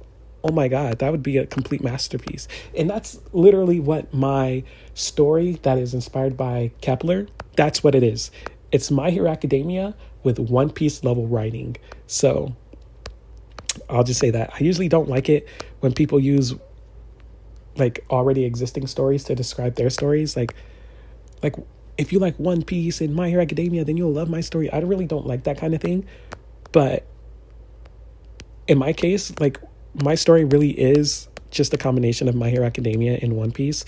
And there was another story in Sailor Moon, I think it's, or was it Sailor Moon? I don't know, but I like tell ChatGPT about my story. Like, I tell it my story ideas. And it said my story was like a mixture of One Piece, My Hero, and something else. I don't remember what it said, but it was also another big title. Maybe like Avatar or something, or Sailor Moon or something. I don't, or Dragon Ball Z, was it? I don't remember. But yeah. So like my story, it'll be good. I promise you. Like, oh my God, it's going to shock the world. It's going to take the world by storm. I cannot wait to release it. And I'm going to just say this because I'm sure nobody's going to see this, but with that story inspired by Kepler, my goal is to hit 2.2 billion copies sold in circulation. I know it's oddly specific, but that's the number that pops in my mind. So I'm gonna just say that my goal is to hit 2.2 billion copies in circulation with that story. Anyways, I'm pretty much done here. Yeah, I'm pretty much done here. I'm gonna end the stream here. My computer is like almost dead, so I'm gonna end the stream here and come back later. Oh, I think it's from here, or maybe it's from here. I don't know. I don't know which is the right way. Anyways, yeah, let's see. Oh my God, this looks horrid. I thought it would look better. Oh, it doesn't look that bad. But, yeah, let me just turn that off. Maybe let me do this.